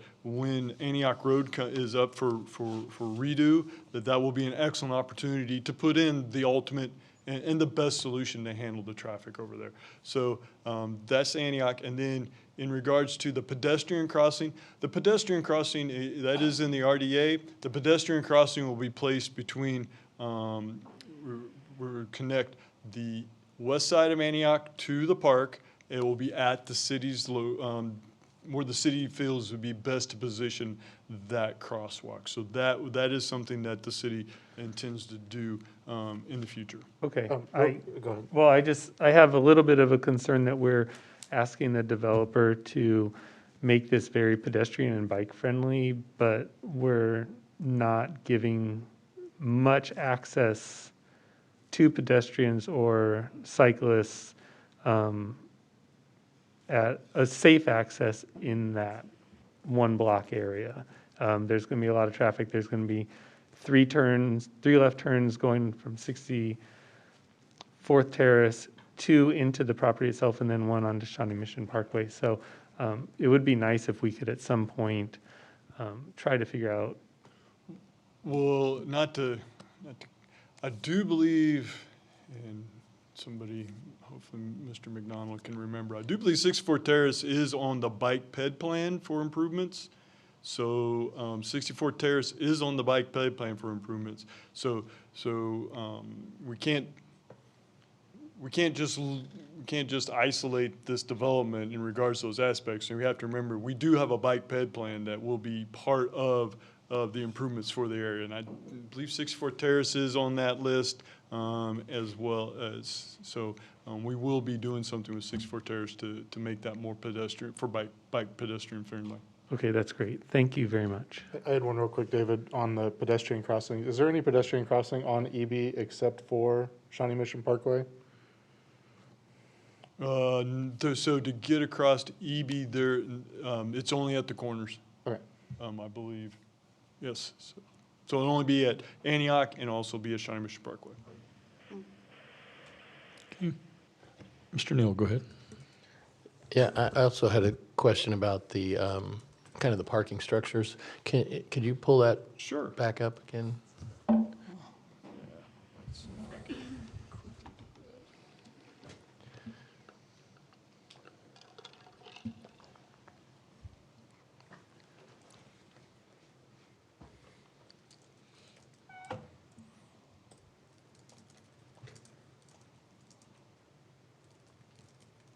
Just the first one, the first slide. Just a sec here. I accidentally hit the close button, so. While you're doing that, I want to say I appreciate the attention that, everybody's made in trying to address some of my early concerns about the traffic on Shawnee Mission, the traffic problems on Shawnee Mission Parkway. And I know the challenges are immense, and also Antioch. This slide or? Yeah, that side Okay. will work. All right. Okay, so right now, my understanding of a couple things. The parking in the center section there on the, This section? I guess the TIF eligible parking, I would assume, the parking underneath the Apartment complexes? apartment complexes they're not TIF eligible, right? They are going to be because, yeah, they're going to be TIF eligible because they are adjacent to and part of the infrastructure for the project. Contiguous with, so yes. Okay, interesting. All right, so essentially, the only parking that the retail or the restaurants are going to are going to use, or the general public using that common area, would be that top level of the parking structure and the surface parking. Is that correct? That is correct, So yes. that is all, so the access points to that are really on all three sides? Or are they also going to be able to access from that back as well? Yes, this access point comes all the way up. So off of 64th Terrace comes all the way up to Okay. the parking area, so yes. And so the reason that I'm assuming the reason that they are structures and not a garage, so that has some flexibility to adjust, is because it wouldn't be TIF eligible if it was a parking garage. Is that correct? No, I think the reason No. is, and the applicant will be a better answer to that. One of the major, probably just as much as the TIF, is to get the elevation set for this site. It's been a monumental task to get the elevation set, to make it work, and to make sure it's correct. If there's a bust anywhere in the elevations on there, they will have a huge challenge. So I think the parking garage, and again, the applicant probably can answer better than that, being a parking structure instead of a garage allows for more spaces, because you obviously Right. don't have to have the ramps. Correct. So allows for more spaces, and again, probably is going to make it better facilitate the ability to keep those heights and elevations at what they need to be, because it is. As opposed to having another level, which would be higher and the profile would be higher? Okay. I would think an additional reasoning for that would be that the lower level for the apartment dwellers is going to be secured parking, so that keeps the public from being able to get into that spot. It's my understanding. Sure, I was understanding that part, but I was just trying to say if there was a garage, you could adjust, more.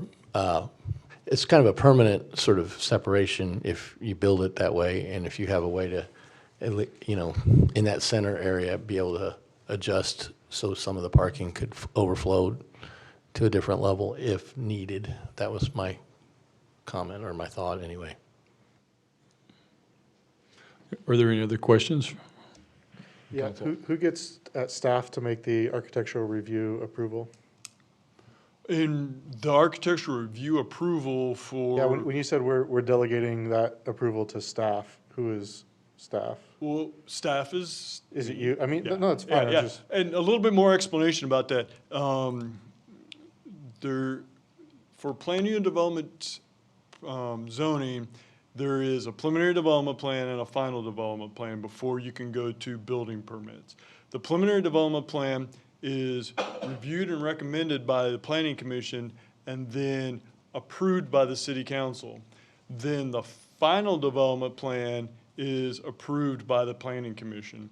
However, what the city of Merriam, as other cities have done, is to recognize that if a developer, builder brings forth all the information with their preliminary development plan that would be in the final development plan, there really is no need for them to make them go back through that whole process, to go through the final development plan process. So that's something then that simply allows, as a condition of approval, say staff can administratively approve the final development plan, because you all have seen everything you would have, excuse me, the planning commission has seen everything they would have seen with the final development plan. Okay. So that's what that is. Any other questions for Director Dyer? I do have one more. Okay, I Mr. think Dyer. I emailed you earlier. Knowing how construction projects go when deadlines get tight, for the noise ordinances for construction, since we're in a pretty residentially adjacent area, they're limited on their construction hours from, was it 7 to 7 to 9? Yeah, I believe Or so. some reasonable Yeah, evening yeah, hour? at 7 to 9, yes, Okay. during the day, yes, Okay, yes. just making sure. Okay, one more time. Looking. Okay, at this point, Director Dyer, do we want Mr. Pennington to come up If there, forward? no, if there are any other questions, I'm sorry, we'll let the applicant make their presentation, and then you'll have the opportunity to ask questions of them. I'm gonna have Julie, I'm gonna get their presentation started, if you wanna turn that back off, and I will let them come to the mic and let you talk to them about their presentation. So with that, I will step aside. Thank you, Director Dyer. And looks like Mr. Pennington, please give your name and cover name and address for the record, please. You bet. Matt Pennington, Overland Park, Kansas, 16448 Cody Street, 66221. Thank you. This has been a long process. We've been through a lot of iterations. We've learned a lot over the last year of just how difficult this site is. I think a lot of you have seen how difficult this site is through the multiple folks that have come forward before me trying to develop the site. So I feel lucky to be in front of you tonight to present this because it has been a collective effort, not only with our team, but with Mr. Engel, Mr. Dyer, and then even you all. Some of you have each really given some good ideas that we've tried to implement into the project. So, I think a lot of the development business is humbling in a way as you come forward with different ideas that you think are great. It's not always the case as it relates to the economic viability of the project that Mr. Engel had talked about with our previous grocery store. So although that would have been a great use, I think where we've landed today, I'm pretty proud of, and it's been through a collective effort, so I really applaud everyone that's put their 2 cents into it. So with that, I'm gonna try and fly through as much as possible because you've gotten a lot of detail from us. So the least I want to do is at least you've already seen what Drake Development has done on some of our projects. We've seen you. I've seen each of you before. But hopefully each of you have gotten to go see Streets of West Pryor if you've had any time to go out there. But I think that's a really good litmus test of what we're trying to do here in terms of quality minus the grocery store. So if you look at Streets of West Pryor, it has that walkability concept. It's got the pedestrian friendly. It's got green space. And I think what you're going to see and what you've seen is pretty much we're there on this project. So I know some of the different ideas with sustainability. That's been a topic throughout a lot of our conversations. We have addressed those in the RDA, so we can certainly go over those as we go, as we get later into the presentation. I do have my team here. Drake Development, most of my team from Drake is the actual people at Drake are here, but we have Olson Engineering, which is our civil engineering folks, and then we have our architect, the president of TRI, and he is the architect for the apartments. So He'll briefly come up. Brett Lauritsen with Olson will come up and talk a little bit about the civil site plan. But again, we're going to try and breeze through this as fast as possible so you're not here till 11 o'clock at night. So this next slide, do I just? Okay, got it. Yep, see it right here. So you've seen our team. You've seen kind of what we do. We're all over the place in regards to entertainment and mixed-use development. I think the biggest challenge, which the first day that I came in and I met most of you, was, hey, this is a really difficult assembly. And so just getting the actual ticket and pass to be able to come forward to say, hey, we've got a project that's going to work, or we think we have a project that's going to work, took at least 4 to 5 months of just true negotiating and trying to make this difficult assemblage a reality. So if you look at the properties here, you've got the orange, which is the Pegas, that's a separate property owner.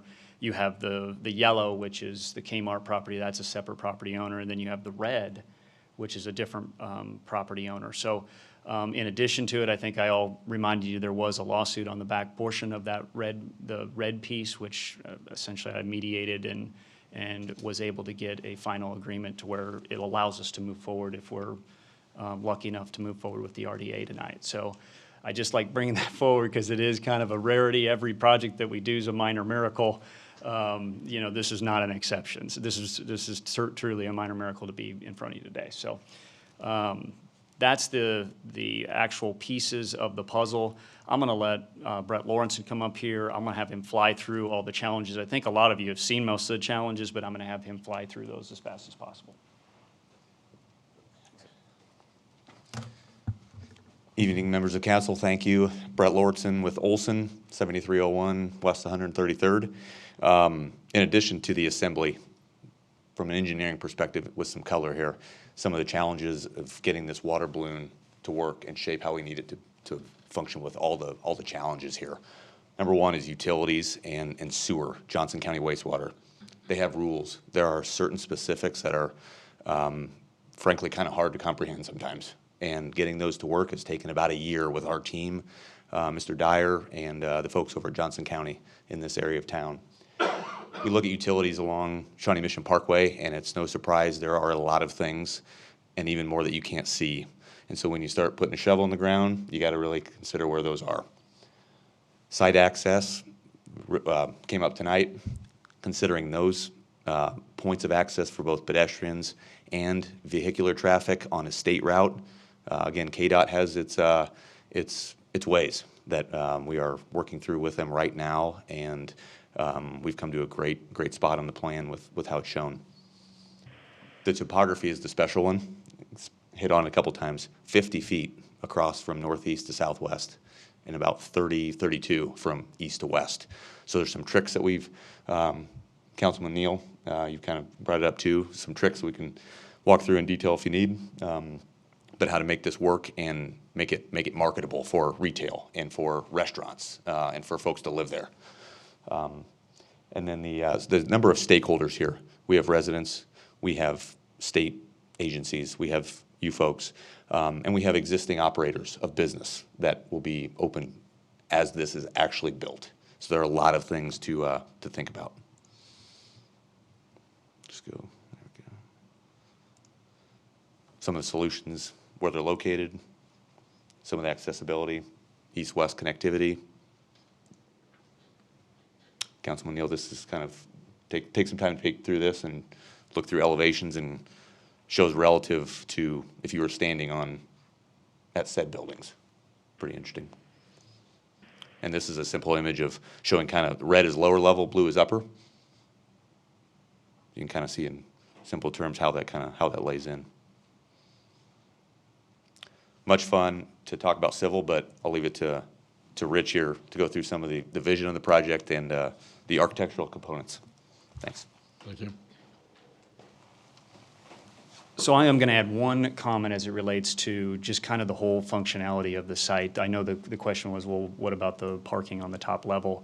If you look at a lot of kind of failed developments, the parking, a lot of times there is structured parking, but structured parking in the Midwest works really well with residential. You've seen this at Streets of West Pryor.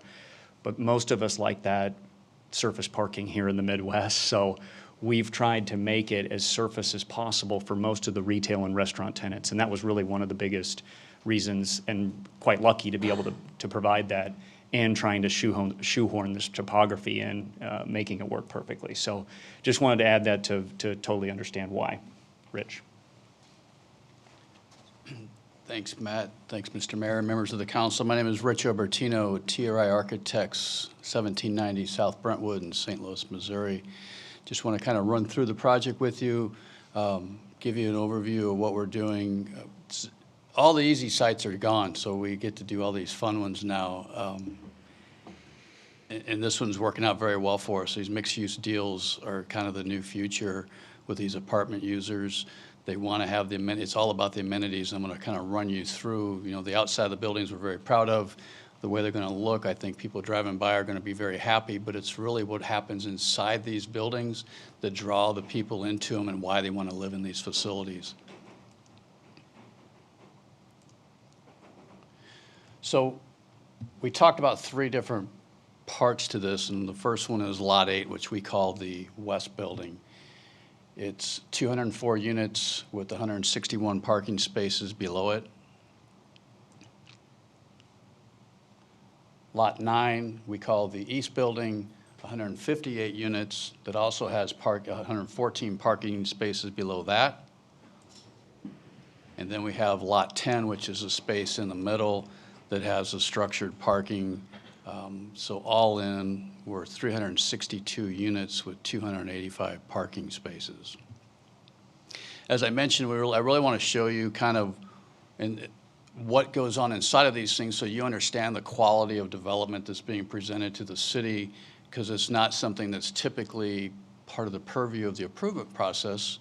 You're looking at the outsides that are very nice, but I want to show you kind of what goes on inside these buildings, and these are examples of some of the ones that are recently completed and opened. Some of these are actually in Lee Summit. Some of them were over in the St. Louis area. But highly amenitized developments. An apartment space is kind of an apartment space, but it's really what do you do in the building outside of that to create a community within the building, inside of your community. Creating activity spaces that people will gather and hang out together. Places for people to go when they don't want to be sitting in their apartment. If they're working, they can go and use conference rooms and breakout areas to hang out. There'll be different social activities throughout the week or on the weekends, that there may be wine tastings or there may be different events that take place in these facilities that really give everybody a sense of their place of home. So we're going to have the East and the West.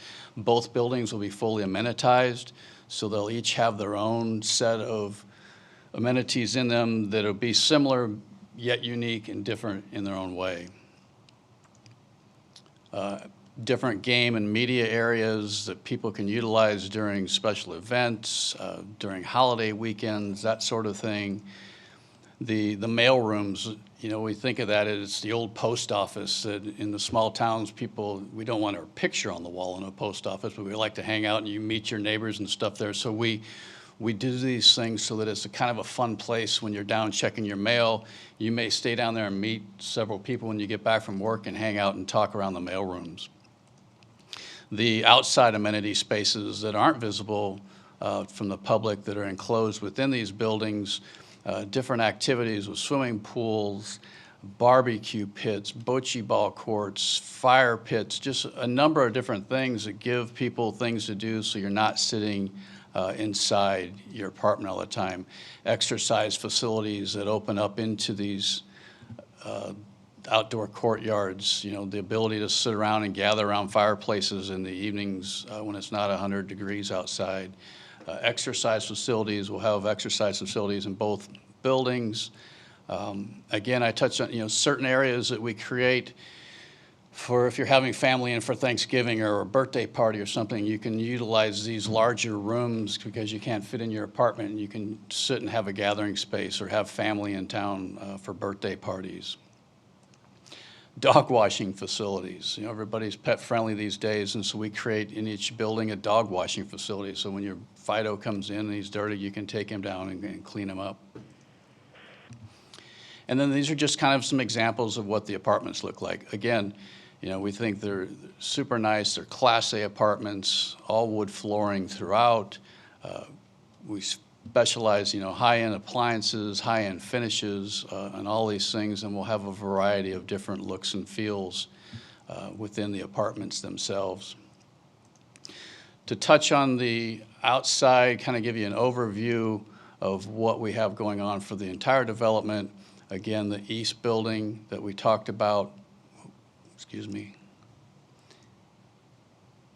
the east building, a view of that entrance. So you see the restaurant off to the right-hand side. You see the public entrance, the lobby space, which would be on the northwest corner of that building. And you can start to see in these renderings, these kind of show a good feel of how fast this grade is working. So as you go down the west side of that building, all of a sudden the parking garage is open because it drops off so fast. And you'll see more of that as we move along. The finishes for these buildings, we use a variety of materials, all high-end materials, from wood grain aluminum siding to brick. There's some EIFS mixed in, a lot of cement siding, fiber siding, stone, cast stone. So a variety of materials to really break these masses down. You know, they're residential buildings. We're trying to give them a sense of scale that you don't feel like you're walking into a commercial office building. Then we have the building in the background, which is the west building. Again, you can start to see more of the sense of how these grades are working, climbing in and out of these buildings. And this is probably a good example, Councilman Neal, of why we didn't go up, and you'll see more images of this, why we didn't go up with more parking. Because as you sit in this public plaza space, we really created a landscape barrier between the public space and the parking lot. So we'll refer to it as kind of like a parking lot that doesn't give you the feel that you're looking at a 20 or 30 foot precast concrete wall in that background. We really tried to soften this up to give you a warmer feel as you sit in that plaza. This is a look of that from the backside. So again, we kind of integrated it into the contours of the site. You can see this road that goes along the east building climbing up pretty quick to get up and up to the restaurant level grade. These garages, we're doing a form liner, so it will emulate the look of the cultured stone that we've got on the buildings. So we're trying to tie that all in together as well from the south end of the site. Just some more views of kind of what things look like, this public plaza space, just some ideas of how that could look when it's all said and done. And again, that's coming back to you in a more formal, final approach. But there was talk earlier about, you know, we've increased the green space. I mean, we really truly have, you know, in the parking fields and everything. You know, the old Kmart side is just everything's just a sea of asphalt. And we've really tried to break these things up to soften them up. Some more views of what that looks like. Here's a view if you're inside the courtyard. And this is a good example of what I talked about. So this green wall you see back here is the parking lot. Instead of having a two-story parking garage that you're looking at, we think this is a much better feel, much more friendly and softer, cozier feel in that plaza. This is a look, an example of where this fountain may be. That's part of the requirement to do a piece of art or a fountain in that space. We're looking at, you know, perhaps some outdoor entertainment venues, some food truck opportunities, a lot of outdoor seating, gathering spaces. Some more views of that same thing. Again, you can see this kind of landscape wall back here that we're really trying to not know that there's a parking lot back there. Some more views of the same. I'm kind of going through these quickly just for value of time. But with that, if there's any questions, love to answer. Any comments, that sort of thing that you may have. Any questions? Ms. Shadrich. Is the landscaped wall on the parking area an actual landscaped wall? Or is it just like made to look like it's a landscaped wall? No, it's real trees and bushes. So it's a true green wall? Like It's, I don't want to call it a green wall. It's plantings in front of the wall of the garage. So the garage in a traditional parking garage has got a 3-foot barrier to keep the cars in. In front of that, we have a landscape bed with trees and bushes to screen that concrete. Okay, so it will be a few years before there's actually a landscaped looking barrier, or am I misunderstanding what? All the bushes and everything, we won't plant, so you'll see in this view is evergreens back there. So they'll get bigger over time, but they will be a barrier from day one. We can't plant 30-foot tall trees from day one. No, I understand. Benny, it's not, it's not an actual wall like they were showing before. Right, That was that's a what great- I'm, Yeah, that's gone. That image, it was a while ago, that was like a mural of trees. Right, yeah. No, we've taken that out. We're not proposing that. Okay. We're talking about real trees and bushes and flowers. cool. So, yeah. That's what I'm clarifying. Yeah, I just want to make sure, like, as he mentioned earlier, it's only going to be 3 feet of concrete that. Right, because the other part of the structure is underground. I was just making sure that Correct. when we're talking about that landscaping wall area, what we're actually talking about. It's actual landscaping. Real life Yeah, plants, so got it. probably take the wall term out of that. Do we have this presentation? Can we get a copy of this presentation? Can council? Yes. Yeah. Thanks. Mr. Silvers, go ahead. I have a few questions. I don't want to dominate if other people have questions. So in a very early presentation by Drake, the pavilion or civic space that was described, and throughout the presentations, it has been called a civic space. How truly public is this public space? Is it, because I read in one correspondence that it was mainly supposed to be used for people who are going to the restaurants or maybe people who live in the apartments. But is it a true public space that Merriam citizens can use? Or is it mainly for people who are utilizing the restaurants? Yeah, I mean, it will be a civic space that outside patrons can come to. If you're coming for no food and you want to enjoy, let's say there's a guitarist underneath that shelter, you could come and do that out on the green space. Okay. I mean, a lot of people are obviously going to eat in the restaurant and then probably have kids running around on the green space, but you could certainly not do that if you didn't prefer. Okay, great, thank you. My other question is, I know this is very early on to ask this question, but what percentage of minority businesses do you expect will be used for construction?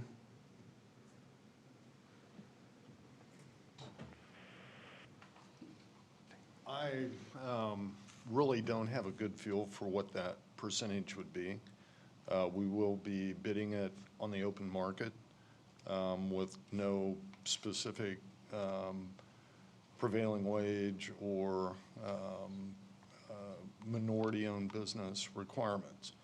We're strictly using the market and trying to be as economic as possible. Okay, thank you very much. And my last question is basically comes from my background as a graphic designer. But I know these aren't the final plans, but I noticed 6 Grand Station Loft branding points on the 2 buildings and then Grand Station on the front of the pavilion. Are you expecting to brand this project as heavily as shown in this presentation? Yes. Yes, we are. Okay. Yes. In my opinion, it's over the top. We're getting rid of the large Kmart sign and the large for rent sign, but we are adding a lot of signage to a location that when people are there, I have a feeling they know that they're there. That's just my opinion. But I do definitely like the improvements that you all have made from your earlier presentation. So thank you. Thank you. Other questions? I see no other questions this time. I guess we'll turn it back over to the next speaker, or Thank you. Director Dyer, is your?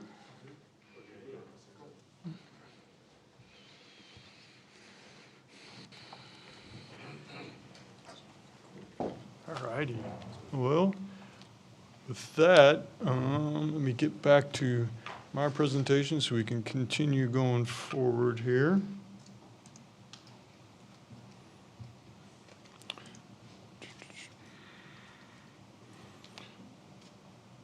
All right.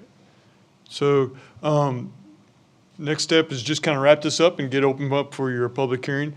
Just in brief, I think we're all familiar again as I kind of close things down here. Carey March site's been undeveloped and derelict and in disrepair for 13 years. It's been something that's been an eyesore for the city. It's been something that's required community development enforcement as well as police and department enforcement.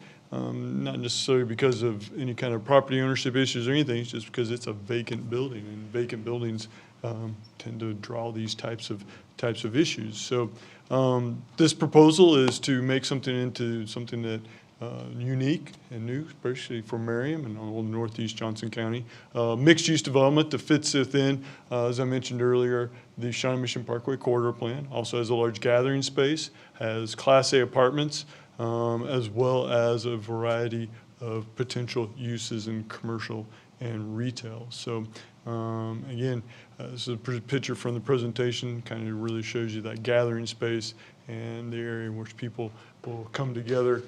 Something that, again, as I mentioned, be very unique for Merriam, Northeast Johnson County, and all of Johnson County. So with that, I'll let you all reopen up your public hearing. Your public hearing, as I mentioned earlier, is on the TIF aspects of this, specifically the TIF project plan.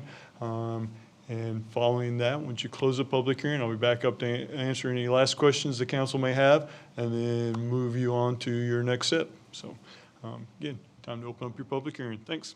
Thanks, Director Dyer. Okay, well, with that, we're reconvened, which I guess we technically never closed, but our public hearing. Is there anyone from the audience that would like to come forward with any questions concerning the project for us this evening? Go ahead, Mr. Crone, go ahead, please. You know the rules. I know the routine. Billy Crone, 6633 Wed Street. I took some notes tonight. We are a relatively small city, as you know, about 5,000 homes. If you divide the $38 million total in publicly funded incentives that we're contemplating to give a private developer by Merriam's 5,132 houses, that's over $7,600 per Merriam household. I'm hopeful that the value to our community of replacing blighted, failed development with beautiful new development is worth this expense. I hope in the coming years also, we don't also raise taxes on existing Merriam residents to fund as much as $5 million in additional city services burdens. As we heard earlier, maybe it's less, but I mean, any amount is something to think about. We heard about the pilot program discrepancy as well. Payment in lieu of, that phrase, I've always understood to relate equivalency or, at least attempted equivalency. But the payment in lieu of this year's tax rate is almost 30 years old. I bet our neighbors would love to pay 1994 taxes on their current, instead of their current rate. Please adjust the pilot agreement to use the true tax rate of today or 2021 as was proposed by council or by one councilman. And please guarantee that existing Merriam residents won't bear the full burden of the increased city services required by a development whose construction we're already substantially funding. Thank you. Okay, thank you, Mr. Crone. Is there anyone else from the audience that would like to come forward at this time? Yes, sir. Come forward, please. Thank you. Lynn Field, 6400 Hadley, and having seen several iterations of the development of this, I live in the Vernon Place Homes Association area. And before, when we had seen another iteration, and I would have similar concern with this one, especially as you change the grading plan to this with a 4-story apartment building just across from the Vernon Place homes that are just on the east side of Antioch. I'm curious what the line of sight is going to be for them who have grown to enjoy sunsets.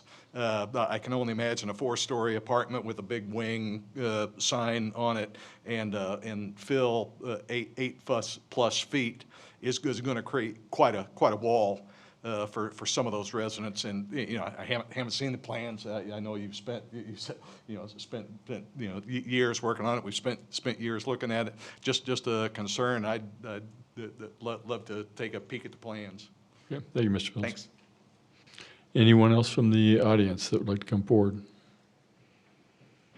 Seeing no one else coming forward at this time, I think it'd be appropriate to close the public hearing. Okay, we'll close the public hearing. Turn it back over to Director Dow. If there aren't any other final questions for staff, as I mentioned earlier, these are the votes that are before you evening. Again, first one is consider waiving the first reading of the ordinance. Next one is consider ordinance adopting the redevelopment project plan. That one will take 6 affirmative votes. The third is the approval of the redevelopment agreement. Fourth is approval of an ordinance rezoning the subject property and surrounding property. And then the final one is accepting the easements dedicated by the final plat. So with that, I'll let you all continue on with your business. Okay, Mr. LaHaye, go ahead. Do you have a time question? for more questions? I think there's a couple of us that might have an additional question or two. Sure, Director Dyer, you're back up again, please. Mr. Mr. LaHaye, go ahead. I will try to make it quick because we just very recently went through a very in-depth ordeal about who owns properties and which LLC owns it. And I want to make sure that our agreement is with Drake at large LLC, or if it's for somebody else, that we have a lot of deadlines outlined and a lot of deliverables due. Mm-hmm. And I want to make sure that Drake understands, no offense, Matt, but we just had a very lengthy ordeal about missing deadlines and TIF payments. And I want to make sure everybody's on the same page and that the LLC who owns the project, whether it be Drake at large or Merriam Grand Station Apartment A, that everybody's on board with what's due, when it's due, and who gets paid out of what pot. Okay. Yes. I think we've spent, the last month negotiating those bullet points within the RDA, and just to add, I guess, any more ease to your mind, I am the primary member of Merriam Grand Station, which would be the developer moving forward under the RDA. Okay, thank you. Okay. Hey, Matt, I have a quick question about the out parcels. We didn't spend a lot of time talking about those tonight. Do you have any letters of intent for any of those 5 remaining out parcel buildings? So, no, I do not have any immediate letters of intent. I do have what we would call suspects. Nothing signed, but people that we have an idea that we can probably bring in there. Until we have a plan that you've all blessed, it's my reputation as I move forward with some of those users, because we do multiple deals in and out of this state. I don't want to give them something in front of them that could change. Totally understand. Thank you. Okay. Any other questions at this point? No questions on this side? Okay, well, with that, I would entertain a motion, Ms. Hands. Yes. Mr. Mayor, I move that the council waive the customary first reading of an ordinance adopting the Shawnee Mission Parkway and Antioch Road southwest corner redevelopment plan for project area M as in Mary. Okay, we have a motion, and Ms. Shadridge. Mr. Mayor, I second. Okay, we have a motion and a second. Madam Clerk. Councilmember Hands. Aye. Councilmember Caldwell. Aye. Councilmember LaHaye. Aye. Councilmember Neal. Aye. Councilmember Ryder. Aye. Councilmember Silvers. Aye. Councilmember Yodridge. Aye. Councilmember Shavetta. Aye. Motion passes 8-0. Thank you, Madam Clerk. Okay, moving to the next step, I would entertain a motion for vote number 2. Ms. Hands. I'm happy to do that. Mr. Mayor, I move that the council approve an ordinance adopting the Shawnee Mission Parkway and Antioch Road southwest corner redevelopment plan for project area M and authorize the mayor to sign the effectuating ordinance. Okay, we have a motion. Ms. Shadridge. Mr. Mayor, second. Okay, we have a motion and a second. Madam Clerk. Councilmember Caldwell. Aye. Councilmember LaHaye. Aye. Councilmember Neal. I've worked really hard over the months to try to look at this project from a variety of perspectives. And I think you guys have done a great job of putting together a difficult project on a tough piece of land. And I know you've listened as best you can to the concerns that we've all shared, and you've addressed a number of them. I've been looking for, I look at the numbers, and I feel like I represent the existing residents and stakeholders in Merriam, and looking at the amount of funding for this project, I understand the need for it to a certain extent, but I also am concerned that the particular mix of commercial properties in this project aren't going to necessarily cover all of the possible additional costs the city's going to incur, which means that the residents will have to make that up at some point. And my numbers, when I put them all together, they may be wrong, but they're the best I can do. In direct subsidies and indirect subsidies, this could be $44 million, essentially, that the residents may pay. And so I just can't vote for it at this time for that reason, so I'm going to vote no. Councilmember Ryder? Aye. Councilmember Silvers? Aye. Councilmember Yodridge? Aye. Councilmember Shavetta? Aye. Councilmember Hands? Aye. Motion passes 7-1. Thank you, Madam Clerk. Okay, moving on to vote number 3. I'd entertain a motion. Ms. Hands. I'm happy to do this, but I'm also happy to let someone else read it if they'd like. Oh, wait, I think we have a takeover. Ms. Yodridge. Very good. Tradesies. All right. So, Mr. Mayor, I move the council approve a redevelopment agreement with Merriam Grand Station LLC, detailing the requirements for tax increment financing and industrial revenue bonds for allowable expenses related to the redevelopment of the Kmart property, and authorize the mayor to sign the agreement. Okay, we have a motion. Do I hear a second? Ms. Shavetta, go ahead. Mr. Mayor, I'll second the motion. We have a motion and a second. Madam Clerk. Councilmember Leahy? Aye. Councilmember Neal? Given that it passed, I will vote aye on this. Councilmember Ryder? Aye. Councilmember Silvers? Aye. Councilmember Yodridge? Aye. Councilmember Shavetta? Aye. Councilmember Hands? Aye. Councilmember Caldwell? Aye. Motion passes 8-0. Thank you, Madam Clerk. Okay, well, moving on. It looks like we have another vote before us. I would entertain a motion for that. Ms. Yodridge, I'll go give you a ahead. break from all the reading. Mr. Mayor, I move the council concur with the recommendation of the Planning Commission and approve, with conditions, the rezoning of 8701 Shawnee Mission Parkway and surrounding area from C2 Retail Commercial District, C1 Neighborhood Commercial District, and PUDG Planning Unit Development General to PUDG Planning Unit Development General District with the use restrictions and associated preliminary development plan for a commercial building. Okay, have a motion. Do I have a second? Ms. Hands. I'd second that. Do we have a motion second? Madam Clerk. Councilmember Neal? Aye. Councilmember Ryder?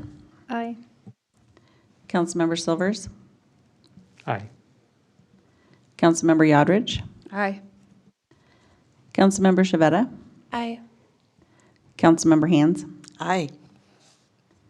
Councilmember Caldwell? Aye. Councilmember Leahy? Aye. Motion passes 8-0. Thank you, Madam Clerk. And one last motion. Oh, Mr. Leahy, no, go ahead, and then I'll get one of you for the second. Who wants to do it? I move that the council accept the dedication of easements shown on the Grand Station redevelopment plat. Okay, we have a motion. I see a hand, Ms. Ryder, for a second. I second. Okay, we have a motion, a second, Madam Clerk.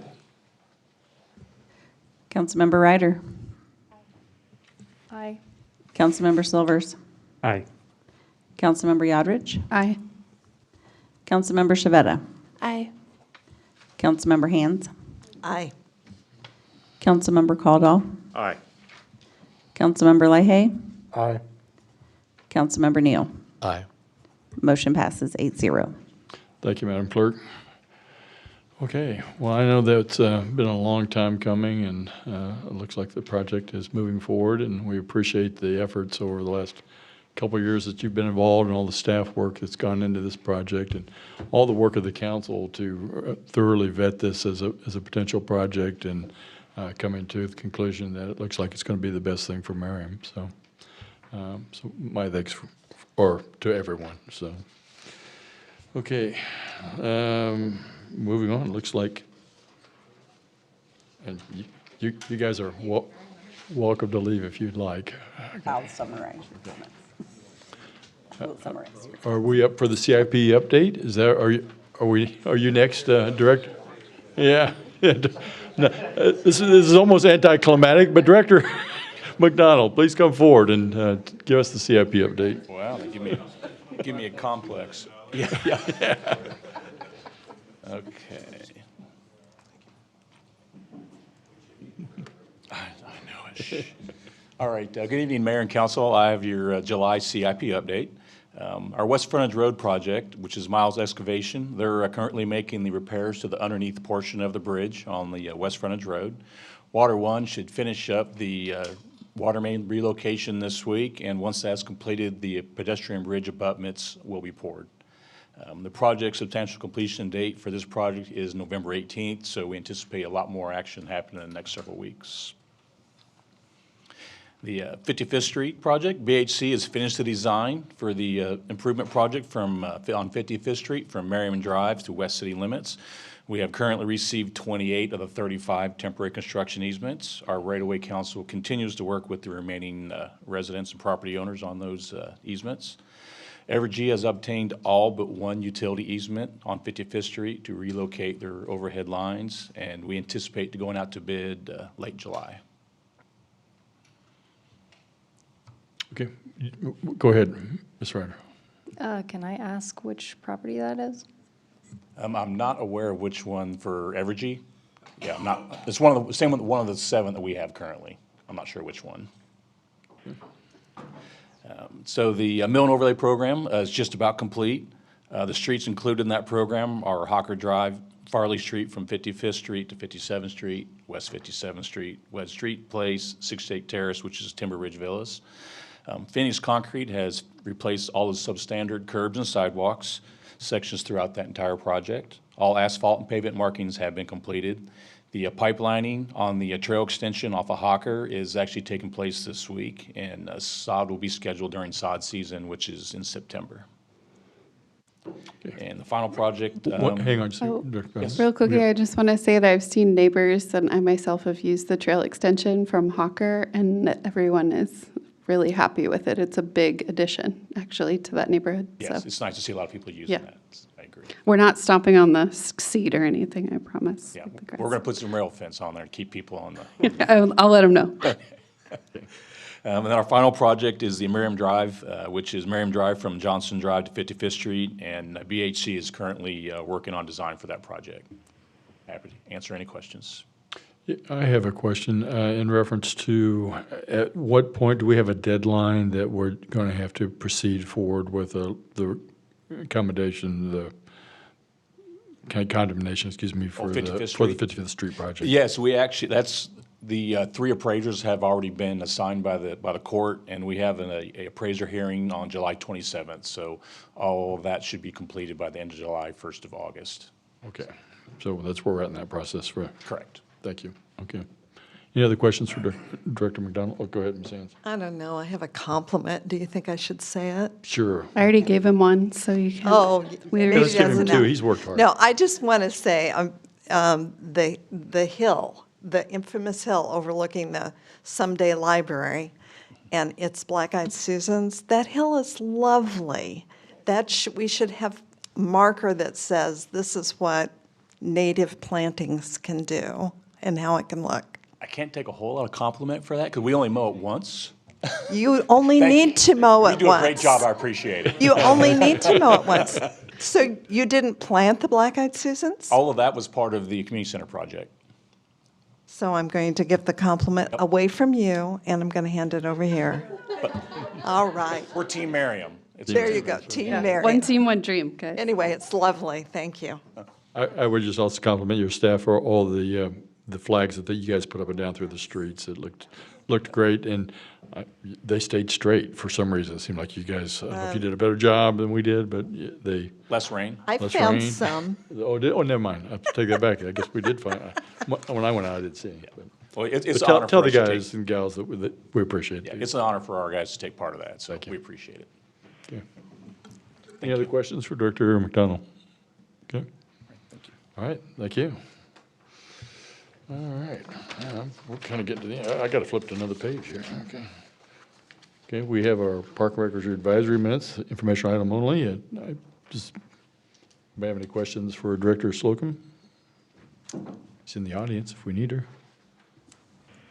Her staff was very beneficial too in helping marking of the flag field, and we appreciate what you guys over there coming and helping us with the committee, the volunteers too. Okay, wait, no other things other than, do we have any other staff items? Mr. Engel? I do not, but I'm happy to answer any questions that you may have. Don't forget, we have a budget work session after this. Yeah, I see that. Okay, I see no questions, no executive session. So I do not. I would entertain a motion to adjourn then. Ms. Hands? I can make that one. Okay. I move we adjourn. We have a second. Ms. Shadridge? Mr. Mayor, second that. Madam Clerk? All in favor? Aye. Aye. Meeting's adjourned.